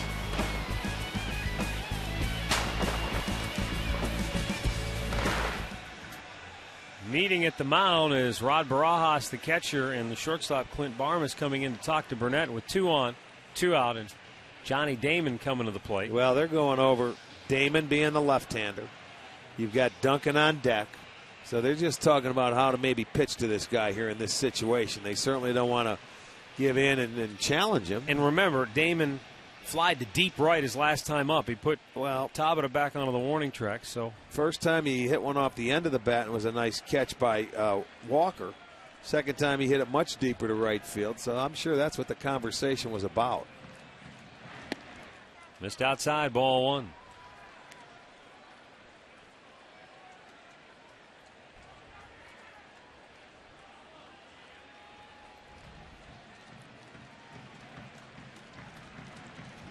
Cabrera's at second, Kipnis at first, but now 2 down in the inning.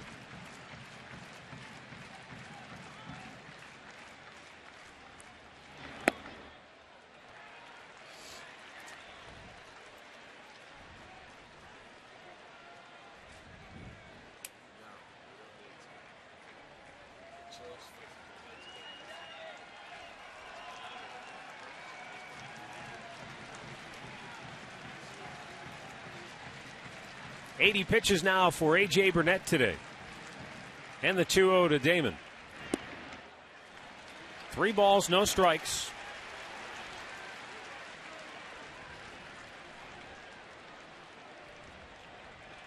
Clint Hurdle on the phone to the bullpen.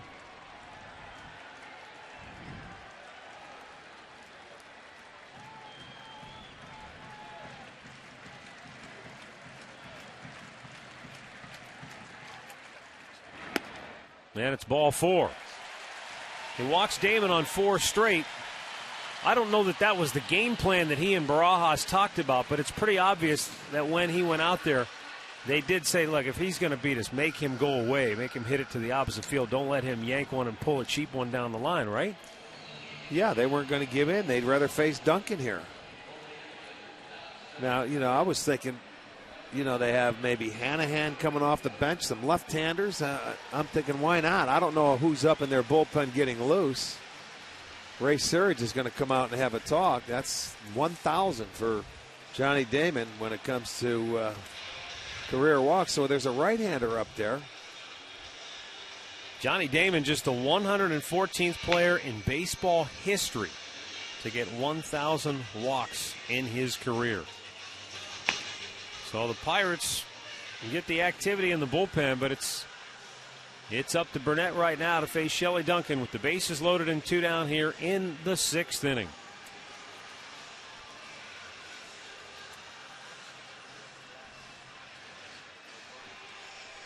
Duncan walked in the 2nd inning. He flied to left back in the 5th.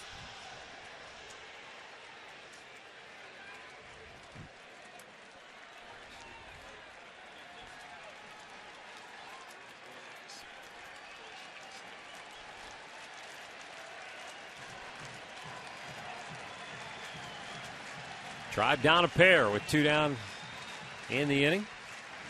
And Duncan pops it up. Barmes, the shortstop, is there. And the Indians leave him loaded. 6 complete, 4-2 Pittsburgh.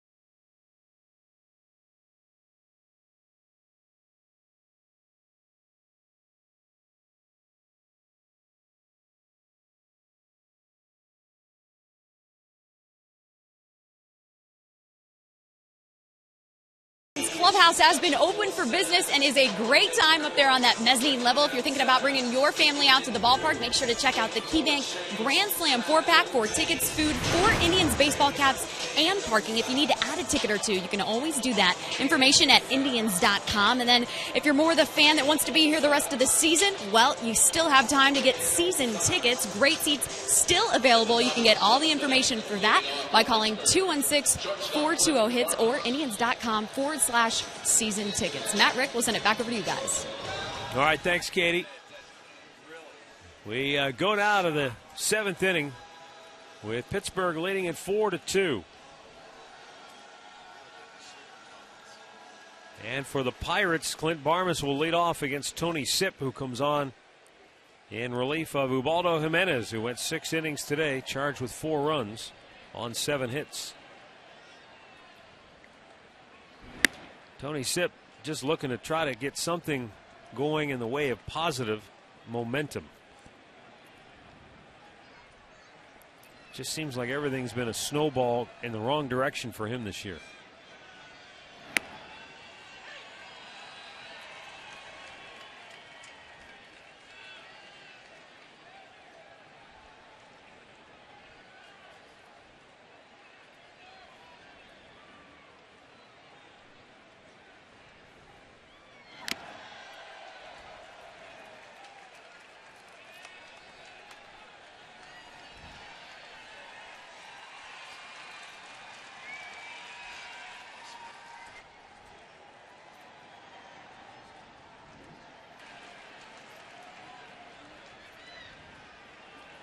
Now the 1-2 pitch to Barmes.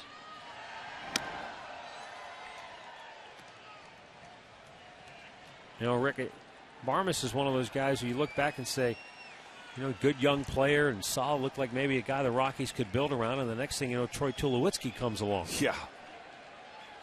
That certainly makes you expendable. Barmes strikes out, one away. Let's go back once again to the Hyundai Studios. Here's Al Pulowski. Hey, man, it took him 14 innings today in the nation's capital, but finally the Yankees in inning number 14 win it over Washington. Here, Mark Teixeira, 2 RBI double to right. Makes the final 5-3. The Yankees winning streak continues. They've now made it 7 straight. Back to you, Matt. All right, thanks, Al. Here's Alex Presley, 0 for 3, and takes strike 1.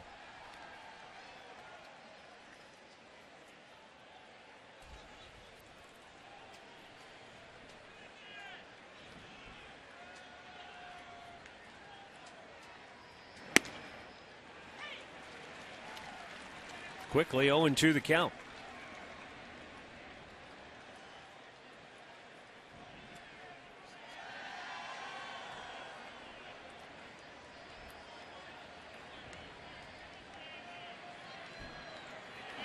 He checked. Did he go? They appeal. He did not.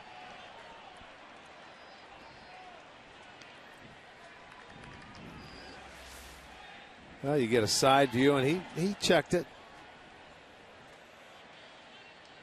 But when in doubt, go ahead, tag him, and appeal. A little bit outside. Almost wanted to go after it.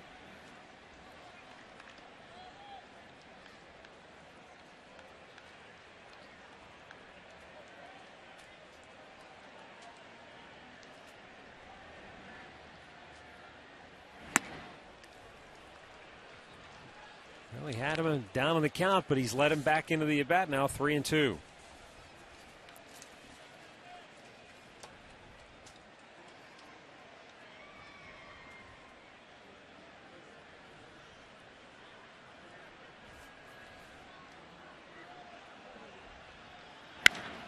There's a long drive to deep right. Back is Chu. And it's gone. And Tony Sipp's woes continue. He had a left-handed hitter down on the count, 0-2. And Presley comes back to hit a solo bomb. Yeah, that's the 5th home run given up by Tony Sipp. He just threw the fastball right down the middle and challenged him, and the kid hit it out. He didn't locate it. That's the 3rd home run of the day for the Pirates. That one gets up over the Time Warner cable sign, bounces into the seats, and it is a 5-2 Pirate lead. It was already going to be tough sledding when you consider that after 6 innings with the lead, Pittsburgh is 23-1 on the year. When they lead after 7, they're 25-0.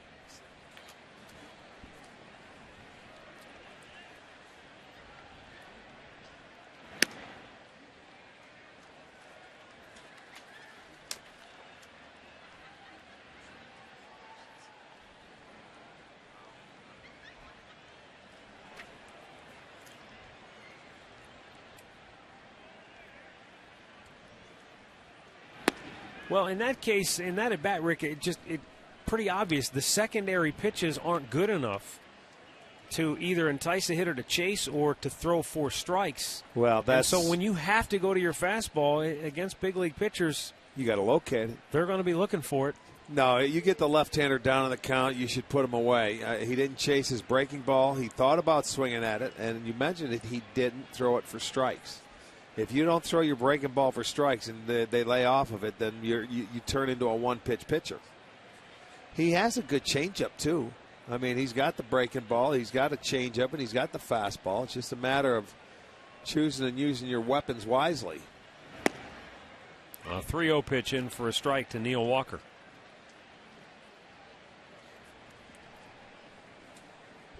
Joe Smith is up in the Indians' bullpen. But it's now a 5-2 Pittsburgh lead.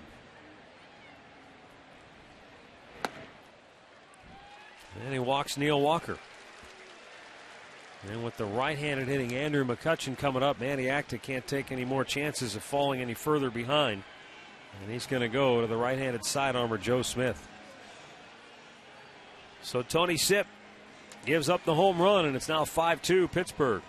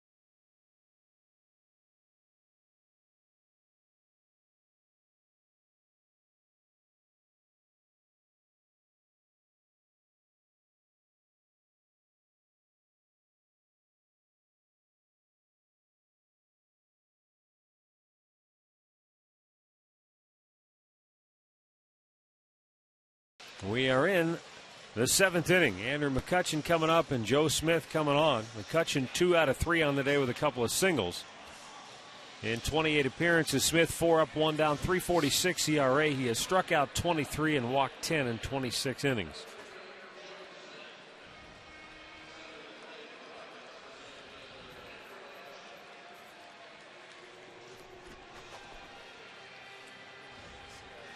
McCutchen is now 2 for 6 in the series.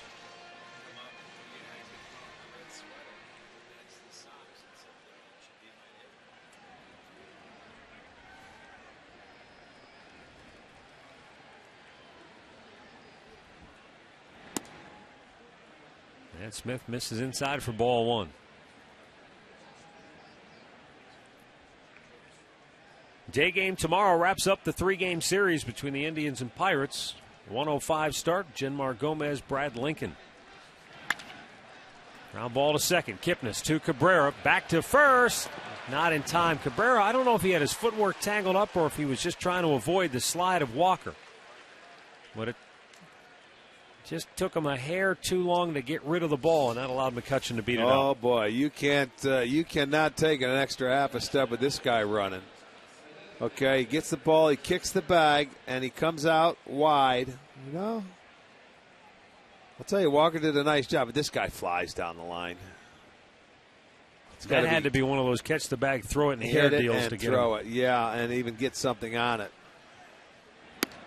Garrett Jones, a swing and a miss. He's had a good day. 2 for 2. He has walked, driven in a run, scored a run.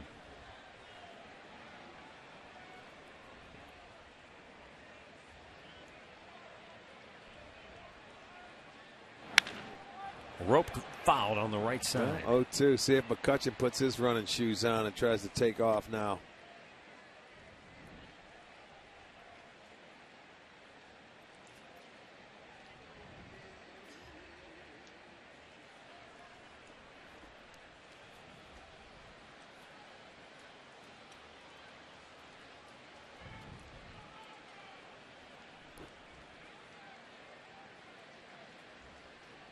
Oh, they thought about it. He went out looking at Santana, looking at him. He went out for a sinker and got a slider or a cutter. He's looking for that ball to run away from him, and watch this ball cut or run on him. He's looking for it to go away, saying, "What are you doing?" He threw him a straight pitch finally. Santana, I'm not used to seeing that. That ball usually sinks away. Well, that was the pitch out.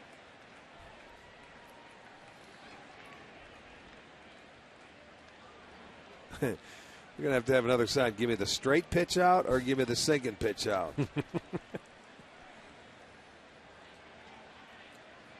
Well, they'll keep an eye on him. They expect him to run. I know that.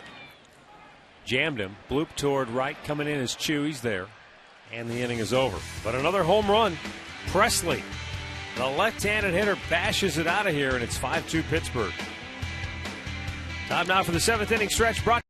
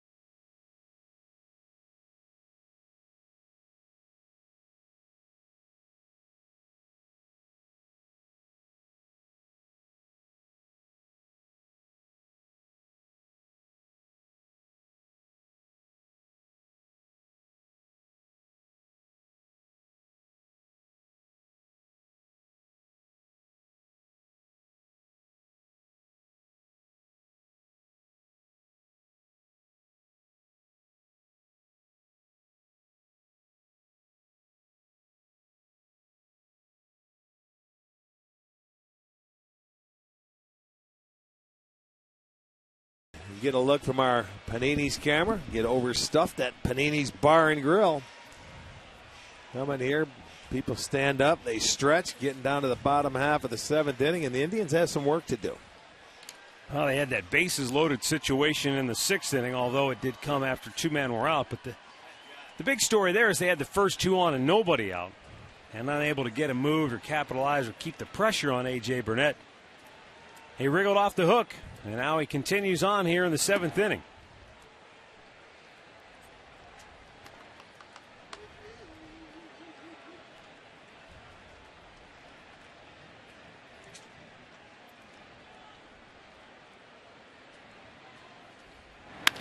Kochman hits a bouncer towards the shortstop, Barmas. 1 away. Hey, Thursday night at Cleveland Browns Stadium, parents who coach football will have the opportunity to learn everything from strength and conditioning tips to preparing kids for college football. Experts include the Cleveland Browns staff, college head coaches, and many more. Register today at clevelandbrowns.com for the Parents Football Clinic.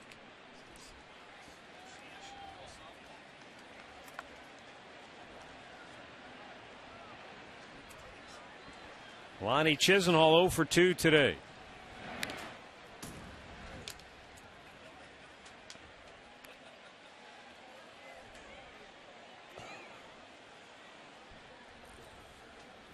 Well, I told you that A.J. Burnett has been pitching well. His last 5 starts, 5-0 and an ERA of just over 2. And he has allowed 2 runs to the Indians today, both on solo home runs. Lonnie Chisenhall gaps one into right center field. McCutchen able to cut it off, though. Chisenhall's going for 2. The throw, not in time. Lonnie hangs on with a 1-out double. Boy, McCutchen has tremendous speed. Yes. And he turned that into a very close play. But give Chisenhall credit. He put his head down, hustled hard, and got in there ahead of the throw.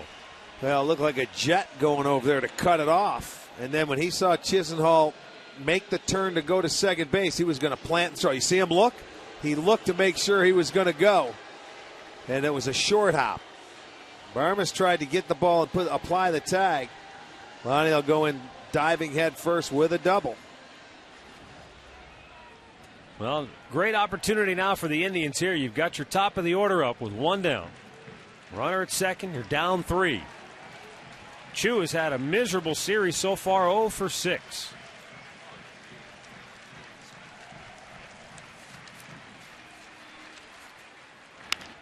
Fouled out of play. 0 for his last 8 overall as he tries to get it going.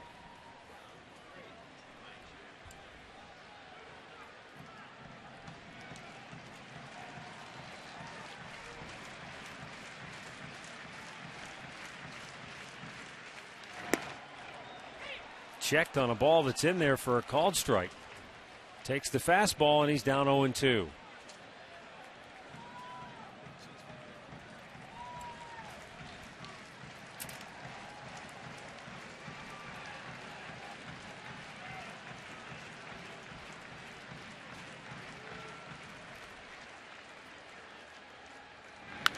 Out of play. Keeps it alive. Good play by a fan up in the upper deck. First row, barehanded.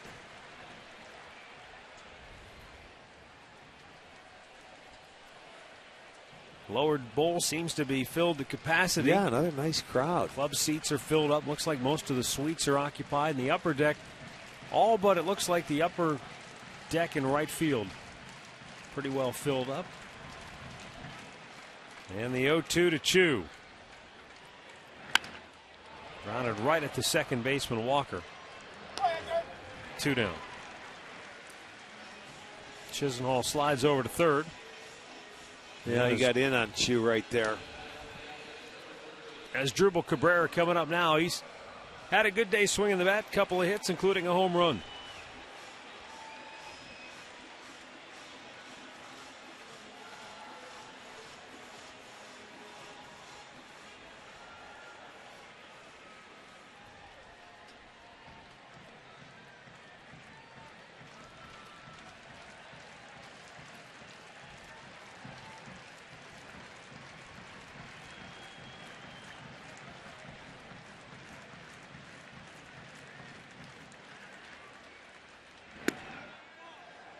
Up and in, ball 1. Neil Walker, the second baseman, pulled around, and he's playing a good 10 yards out into the outfield grass. But the shortstop, Barham, is staying on the left side of the bag.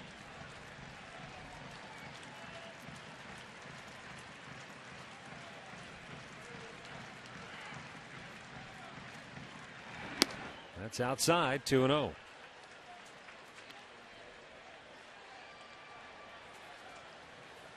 Final in St. Louis, Cardinals holding off the Royals 10-7, the final score there. That ends Kansas City's 4-game win streak.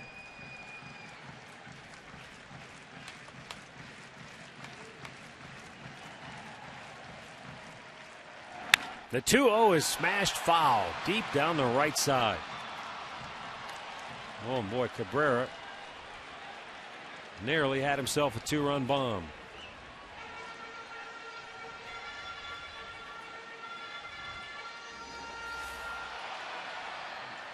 That was a changeup. 2-0 changeup right there. Cabrera looking for the fastball. I don't think that's where Burnett wanted to throw that pitch. No, it isn't. Not down and in, man. The speed is bad, but it sped it up enough to hit it foul. Ooh, close pitch. Just missing, and it's 3-1. Well, I'll tell you what, that's a pretty good pitch. Must have been high. 95 pitches on the day for A.J. Burnett. Pirates bullpen busy. Runner at third, 2 down, and the 3-1 to his Drupal. Ball 4, and the tying run will come to the plate. And Clint Hurdle's going to make a move, it looks like. Here comes the Pirates manager. He will go to the bullpen. That's going to be it for A.J. Burnett. He goes 6 2/3 innings. He can win it. He cannot lose it. We'll be right back.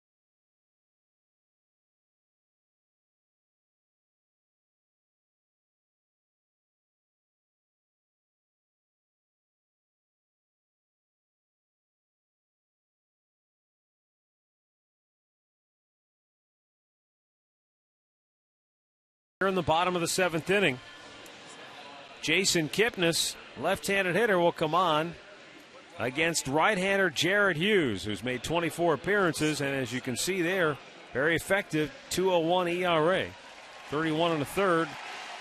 He has struck out 19, walked 10. He has given up 26 hits. He had made 5 straight scoreless appearances before he gave up a solo homer to Mark Reynolds Thursday night in Baltimore. Well, again now with the Indians with 2 runners on base, they bring that tying run to the plate. But the one bad thing is there are 2 outs. But you got the middle part of that lineup. See if you can just get 1 home, start from there. Kipnis bangs it foul. That home run that Reynolds hit Thursday was the 3rd allowed by Hughes this year.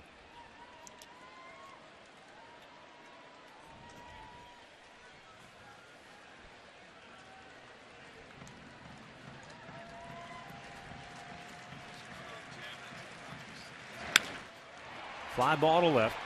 Back is Presley. And the inning is over. Indians strand 2 more. We'll go to the 8th. 5-2 Pittsburgh.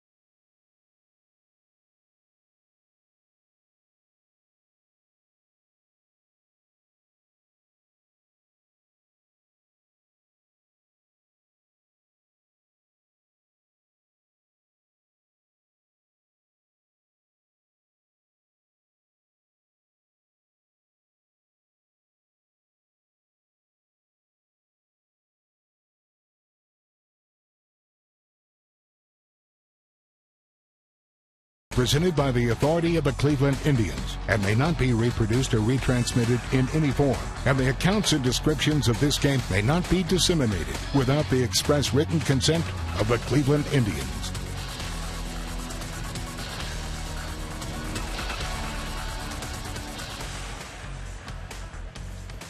(5-2) in favor of the Pirates as we go to the 8th inning.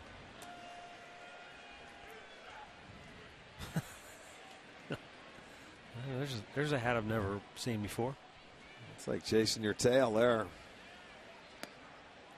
Casey McGee, a 2-run homer in the 6th. That gave Pittsburgh a 4-2 lead. They've since added to it. Pirates doing all their scoring, or most of their scoring, with the long ball. 2 solo homers, a 2-run shot, and an RBI single by Garrett Jones.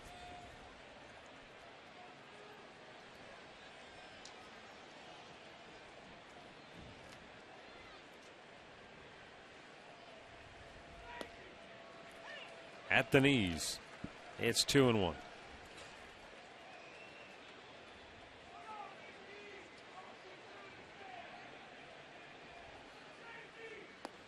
A little bit low.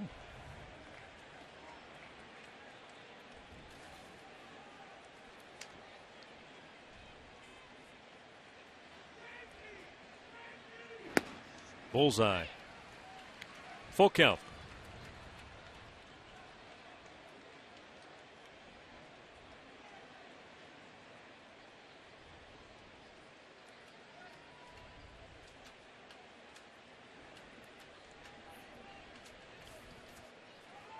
And the payoff pitch is a little foul back.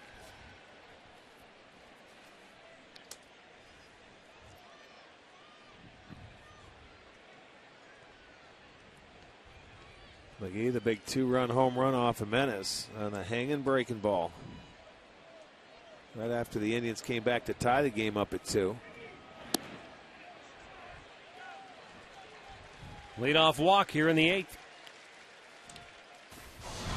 Mentioned the Pirates home runs. Pedro Alvarez golfed one out of here off Jimenez in the 2nd inning. That tied the game at 1. And then the 2-run shot on the hanging breaking ball by McGee. And then Tony Sipp on the 3-2 fastball. And Alex Presley hit it out of here.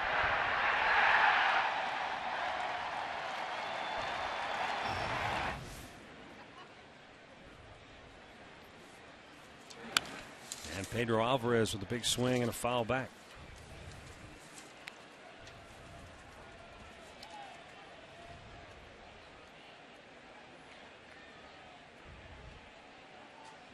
Pirates hit 4 home runs in a game June 3rd at Milwaukee at Miller Park.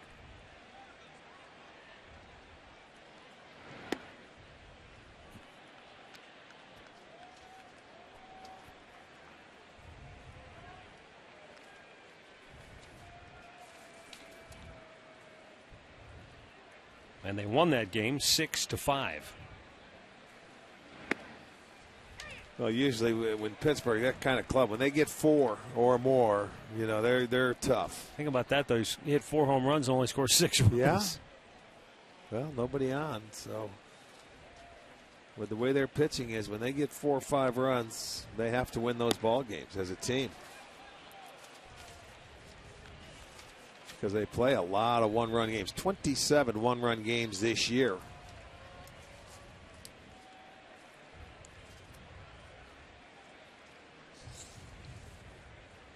(22-5) when they score 4 or more. Ground ball to short, backhanded by Cabrera. Goes to second for 1. Kipnis tries to turn the double play. Throws it off the facing of the dugout. So catches a break. They do catch a break as Alvarez has to stay at first. Yeah, that was an ill-advised throw. Just sit there. It wasn't developed, and it was hit not that hard. So you just get the first one. He came on, and I think that's the way he was looking, but he tried to make the throw. An ill-advised throw, but it hits the screening and no harm.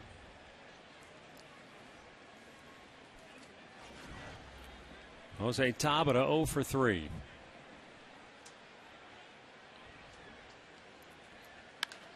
In the hole, a base hit. Alvarez stops at second. 2 on, 1 out for Rod Barajas. Box score brought to you by your Northern Ohio Hyundai dealers, who invite you to see the 2012 Sonata. Visit NorthernOhioHyundaiDealers.com today. Barajas and Barmas, the only Pirates without a knock today. But it's been their ability to hit the long ball that has them sitting pretty so far.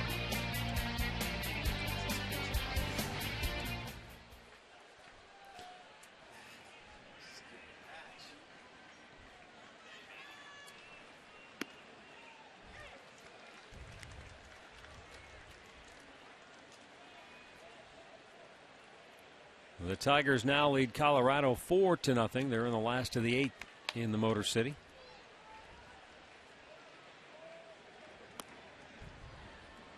One and 1.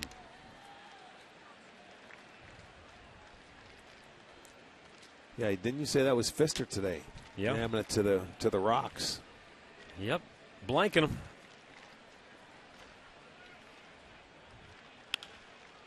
Popped up, right center. Brantley over into the gap to grab it. 2 down.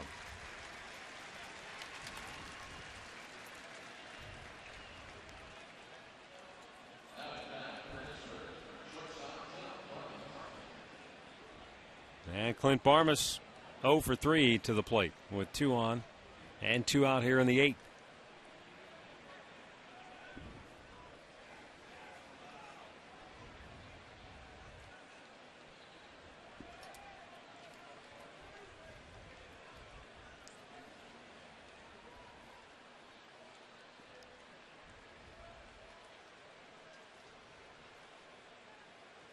San Diego leading Oakland 4-3. They're in the 7th inning in Northern California. Oakland releasing Manny Ramirez after he asked for his release. Batting over 300 at AAA Sacramento. And the A's didn't have any plans to promote him, so they cut him loose.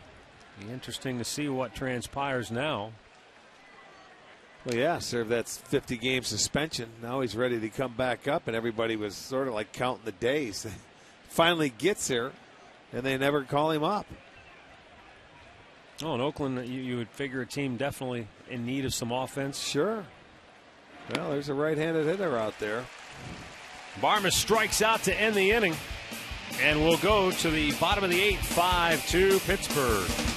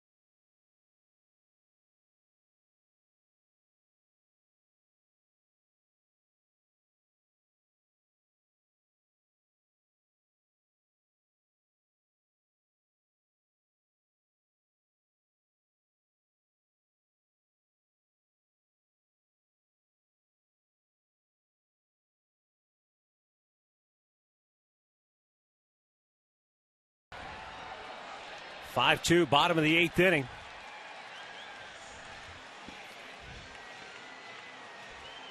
Guy's taking a lot of pictures. Yes, he has. He's checking them all out, too. Man, there's a lot. Look at it, frame by frame. Which one's going to be in the paper tomorrow? Got some nice shots of Joe Askew throwing off the first pitch. You know, I'm surprised Gary and Joe haven't come up to say hello. Gary Bell, former Indian, years ago, threw it out last night. Joe Askew, catcher, years ago, threw it out tonight, or today. Santana looks at a ball down low.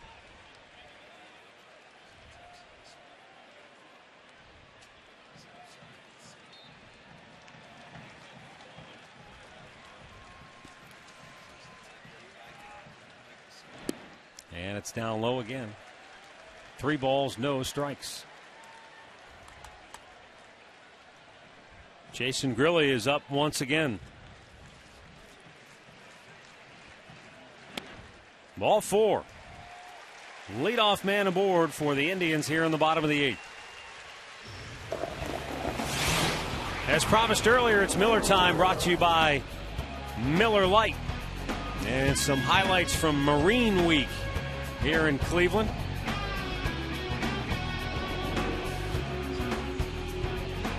Just like being on the base, watching them go through their activities and routines.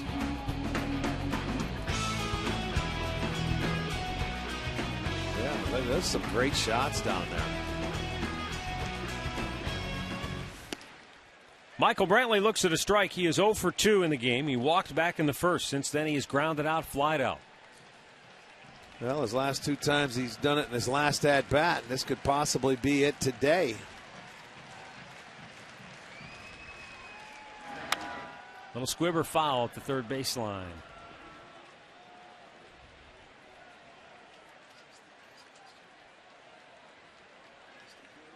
And Brantley down in the hole, 0-2.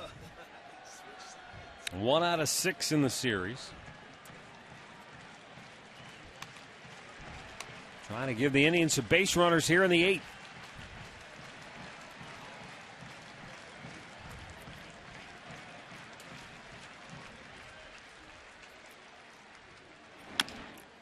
Big chopper to second. It'll be an easy play to retire Brantley. 1 away. Santana moves to second.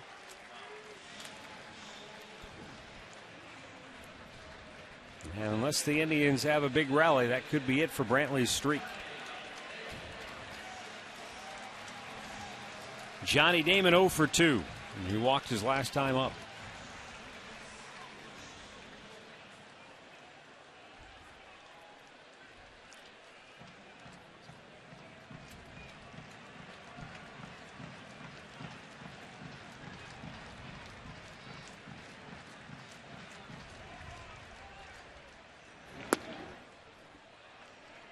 Hughes missing low for ball 1. Jared Hughes got out of the 7th inning when he got Jason Kipnis to fly out to left field.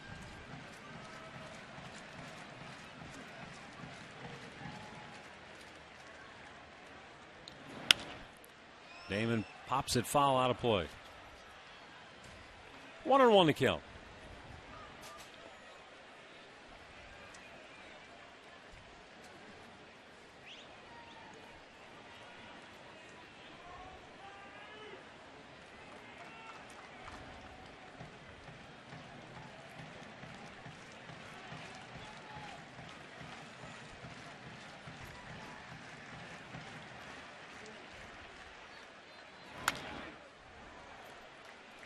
And now Damon down on the count. 1 ball, 2 strikes. Damon hitting 177 now.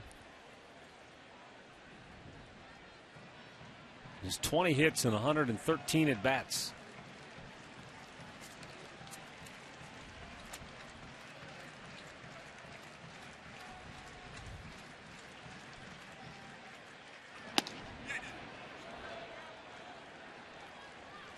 Two and 2 the count. Tried to get him to get that call. It would not bite.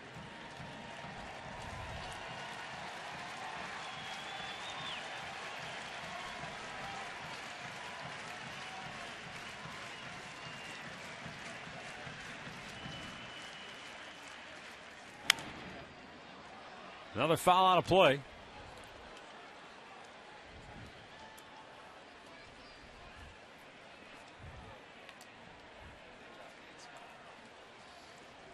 Damon with Duncan to follow here in the 8th.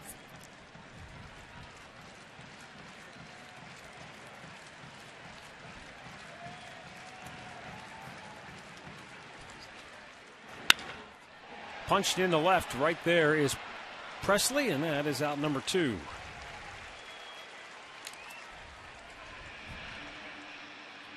That will bring up Shelley Duncan.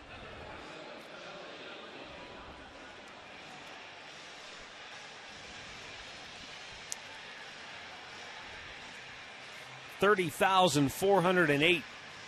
The attendance here this afternoon for Game 2 in this 3-game interleague series between the Indians and the Pirates.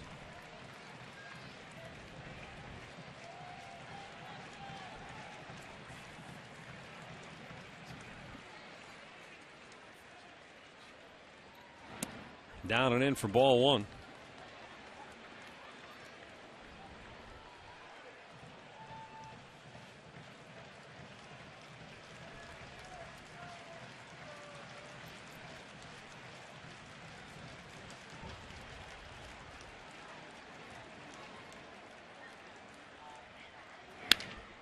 Ground ball to third. Alvarez throws him out, and the inning is over.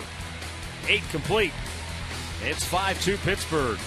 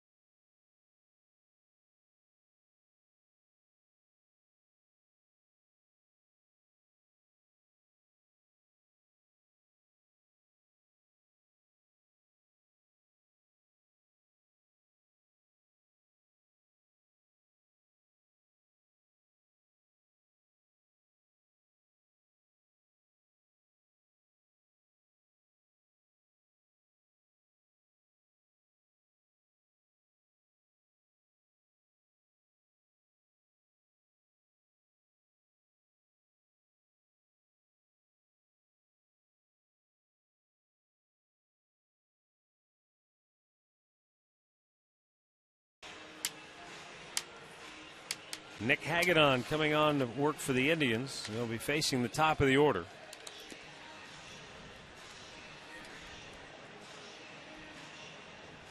Unfortunately, it's broken record for the Indians, though, here. You go back now, really got about the last 6-7 games. They just cannot score, and you can't ask your starter to go out there and throw a shutout every night. Last night, Justin Masterson pitched a shutout baseball, and the bullpen finished it, but you're not going to win 2-0 on a consistent basis. No. I mean, he did a tremendous job last night, but Jimenez went out today. He allowed 4 runs in 6 innings. Certainly he could have pitched better. The hanger that McGee hit for the 2-run homer, a pitch I know he would love to have back again. But when you only put up 2 runs, 2 solo homers offensively, you're not going to give yourself many chances to win. They have 6 wins this year when you score 3 or less runs. I mean, that's hard to do, and their 6th coming last night. 6-21, so they've played 27 games and they've scored 3 or fewer, and that's a tough game to win. Last night the Pirates were 0 for 6 with runners in scoring position, and they got shut out. Today the Indians are 0 for 8 with runners in scoring position, and their 2 runs have come on solo homers. Well, that's where they had their problems in Cincinnati over the weekend, was runners in scoring position. Yeah, you don't hit when you have guys on base, opportunities when they present themselves. And, you know, all teams go through it. It's something you can't sustain throughout the course of a year. You know, getting the big hits. The Indians have done it a lot this year with 2 outs. Bounce to third. Chisenhall gobbles it up, guns it over, and he retires Presley for out number 1. Well, stick around after the ball game for the Conrad's Tire Express and Total Car Care post-game show. We'll have the highlights, and we'll look forward to the series finale, which will come your way tomorrow afternoon here on Sports Time Ohio, 1 o'clock start. Neil Walker 1 for 3. He singled and scored back in the 3rd.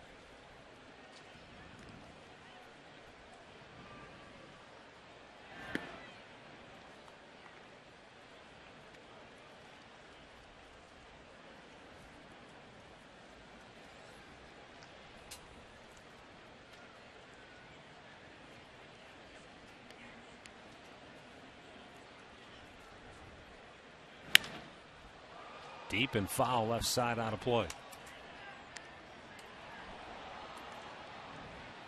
Bouncing around. Somebody came up with a Suvi.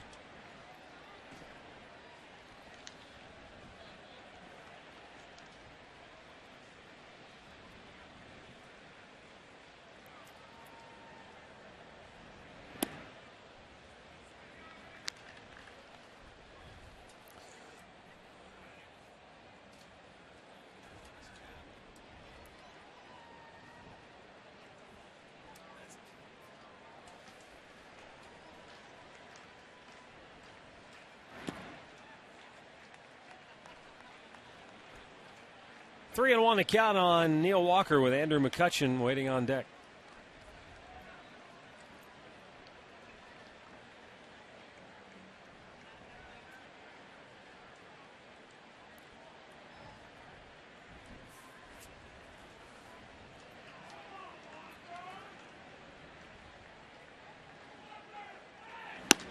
And he walks him. 1 out free pass will bring up Andrew McCutchen. And he's already 2 for 4 today.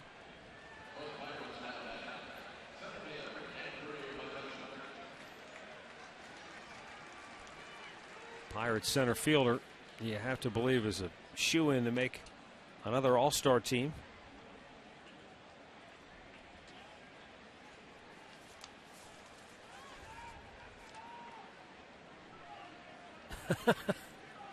Speaking of all-star team, Paul McCutchen. He is the 7th best batting average in the National League. 6th with runners in scoring position. 10th best in slugging percentage. And he's 1st in the majors. He's batting .466 against left-handers. Fouled right back.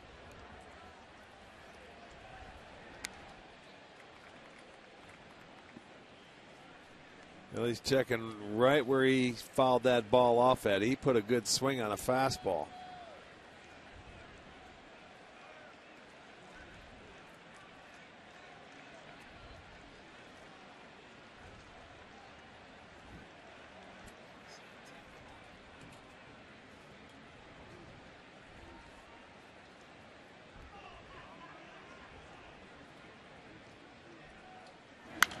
Pop back out of play.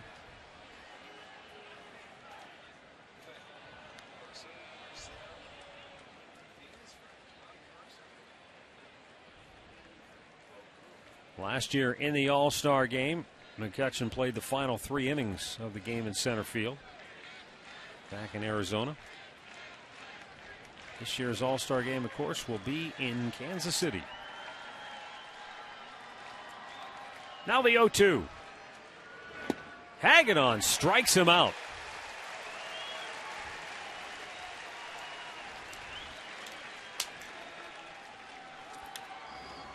Came with a heater right on the inside part of the plate and locked him up. He was looking for something out over. Didn't get it. There comes Hagedorn. Good movement right there. Good pitch. Matt Haig will pinch hit here for Garrett Jones. Get the right-handed batter. Jones, a left-handed hitter.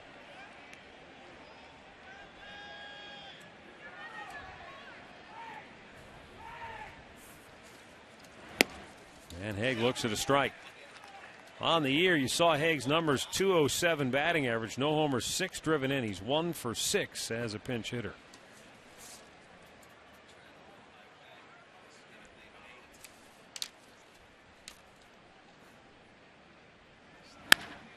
Driven to left, a base hit. And on his way to third goes Walker, aggressively taking advantage. And now down to second on the poor throw goes Matt Haig. I think Walker just watched the way Shelley Duncan sort of played that ball back on his heels, and he just kept on running. Well, he goes after that low fastball and put it in play down there. Let's see on the backhand side. You know, normally on a routine ball hit to left field like that, you should not be able to go first to third, whether there's 2 outs or not. But he got in there easily. The ball gets by, and then the pinch hitter moves up. So he's in scoring position now. Second and third, 2 down for Casey McGee.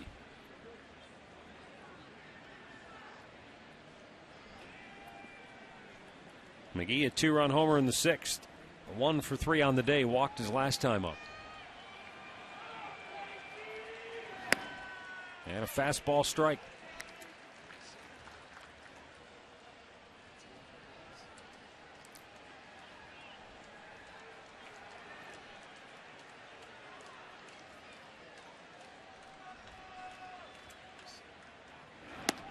Down and in.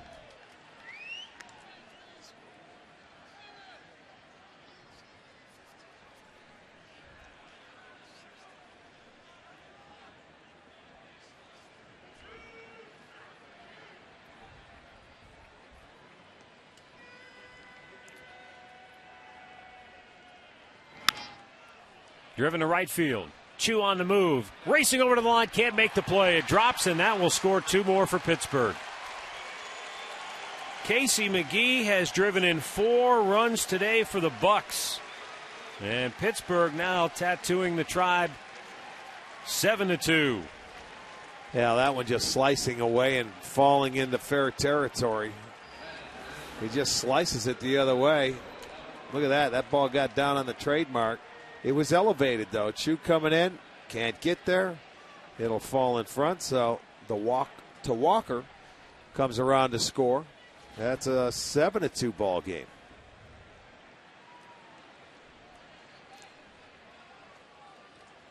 Pedro Alvarez just put an exclamation point on a big day for Pittsburgh.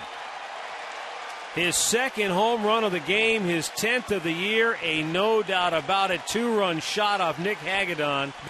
And Pittsburgh has plated 4 in the 9th. And they blow it open, lead it 9-2.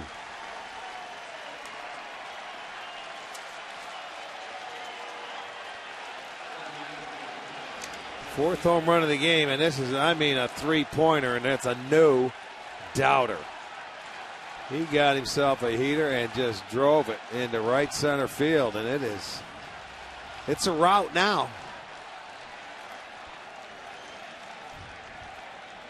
Jose Tabata 1 out of 4 today.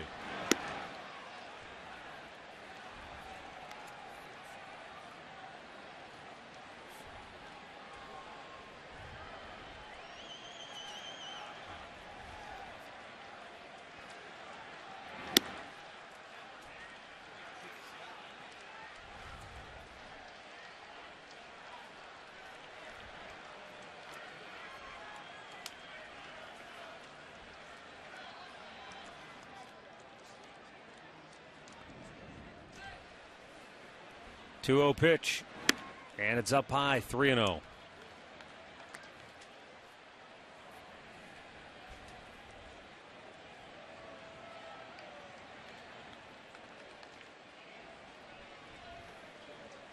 Tabata is the 7th batter in the inning. That's only the 21st pitch right there by Hagedorn. So you talk about happening in a hurry.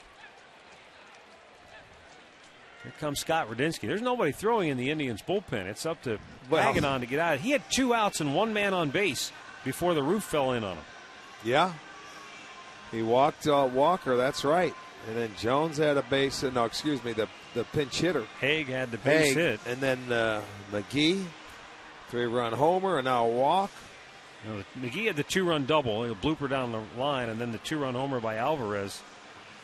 But it's just been a bad inning for Nick Hagedorn, but one that he certainly could have easily gotten out of. With 2 outs and only 1 man on base, he had opportunities to. I mean, he strikes out their most dangerous hitter, McCutchen, and so now he's just 1 out away, 1 pitch away from getting out of the inning, keeping it right there at 5-2, but he can't get out of the inning. Barajas 0 for 4.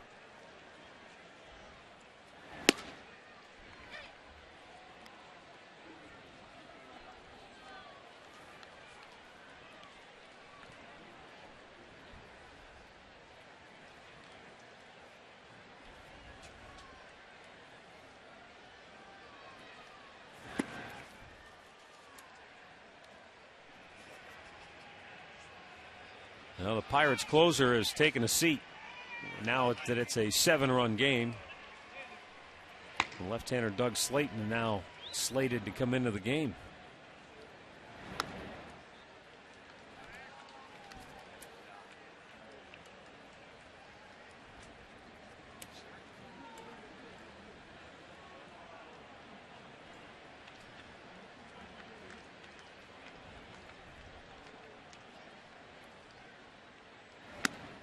Three and 1 to Barajas.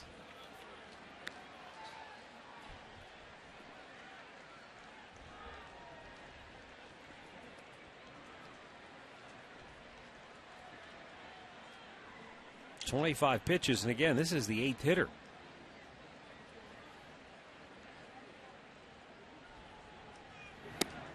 And he's walked 2 in a row.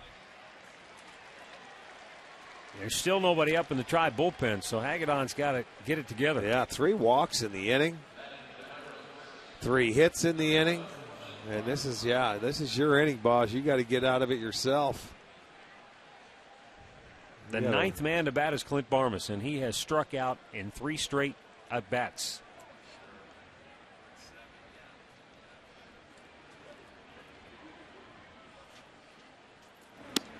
Ball 1 up high. Jeremy Accardo is just now getting up and is going to start to loosen.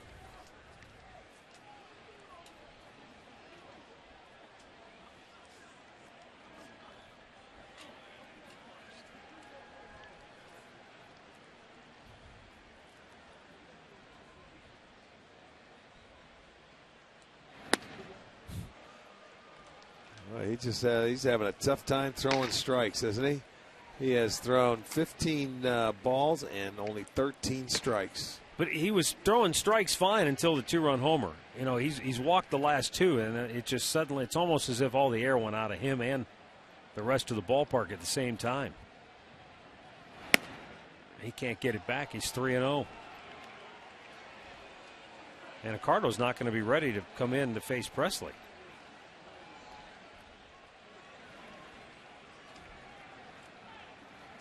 So if he doesn't throw a strike right here, he's going to have to face Presley with the bases loaded after walking 3 in a row. Not that it matters much when you're already down 9-2. But just the same, that everybody's coming to the mound, or at least most of the infielders. Kochman, Cabrera, Santana. Yeah, after the Alvarez home run, it's just it's a players only meeting now. Afraid to throw strikes. Hey, look, Nick, just come on, man. Let's go.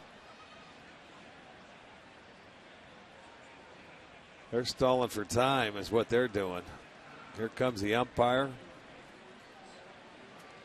Hagedorn's Accardo's just now starting to really heat it up in that bullpen, so he's not ready. There's nothing you can do. I mean, this game's out of control right now. You got a left-hander up there that started the inning, and he got him out.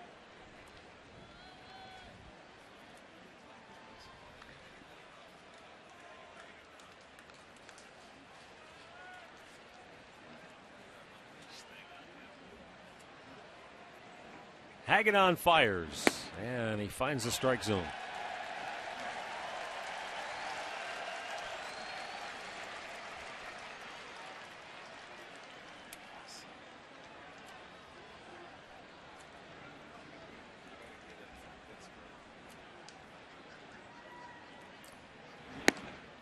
Oh, 0-2 the count.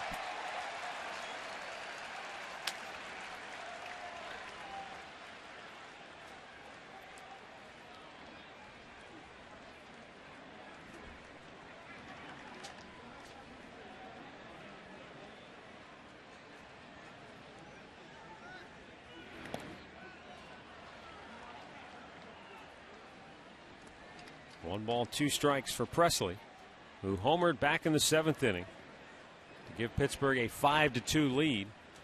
And it stayed that way until Pittsburgh erupted for 4 here in the 9th.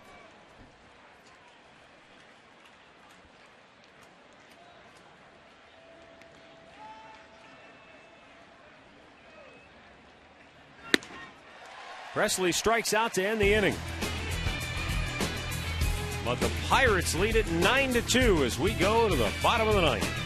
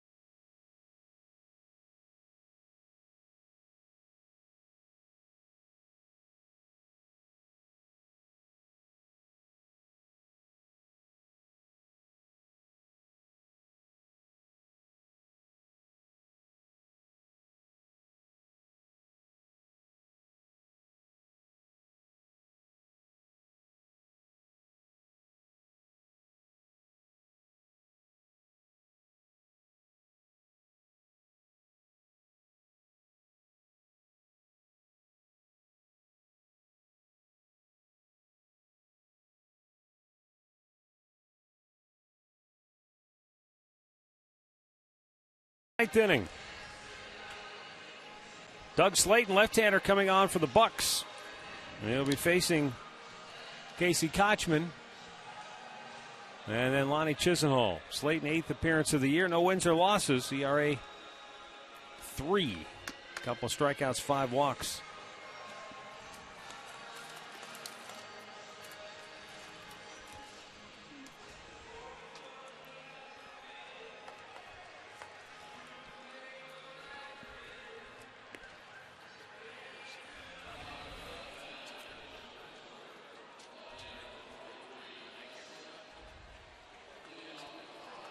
2 solo home runs accounting for all the damage today offensively for Cleveland. They had back-to-back singles to open the 6th inning. But then after 2 outs, Johnny Damon drew a walk to load the bases before Shelley Duncan popped up. They had a 1-out double in the 7th inning, stranding 2 more. But that's been about it.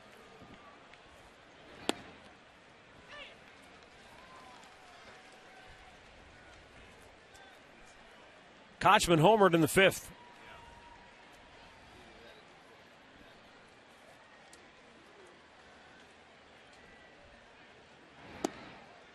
That curveball misses low, and it's 1-1.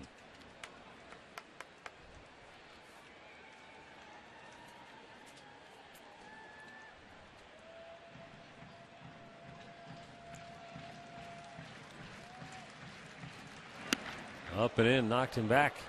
2 balls and a strike.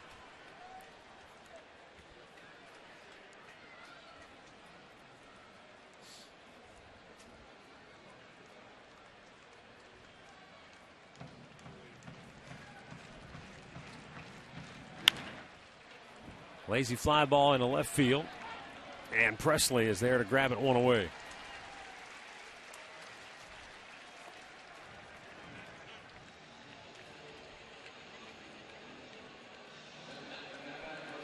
Going to bring up Lonnie Chisenhall, who doubled his last time up into right center field.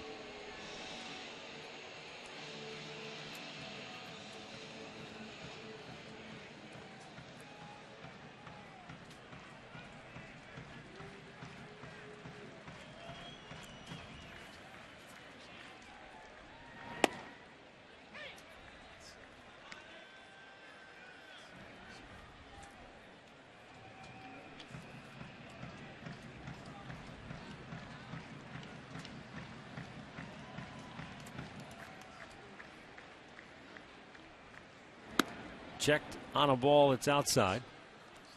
1-1.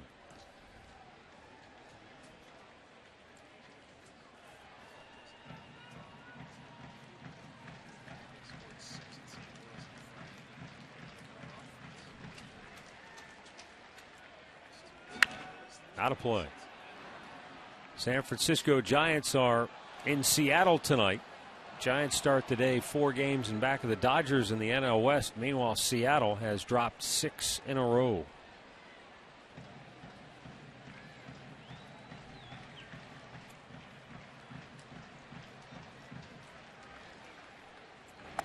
Chisenhall strikes out. He went fishing for a ball in the other batter's box. 2 down.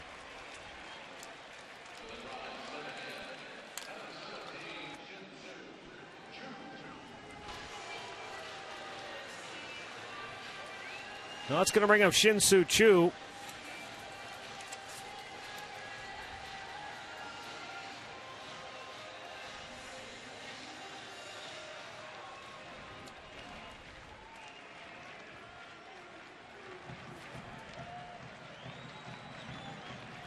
Choo 0 for his last 9.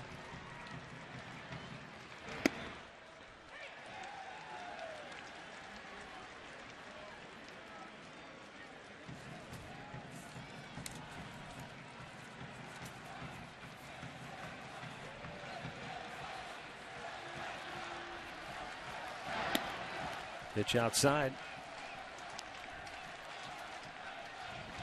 Quite a few Pirates fans made the trip here for this series, and they're trying to make themselves heard here now that the Pirates have taken command of the game late.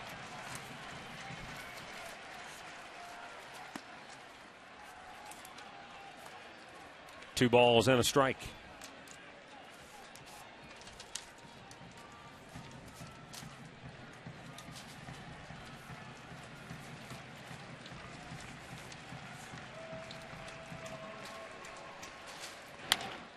Slow chopper to first.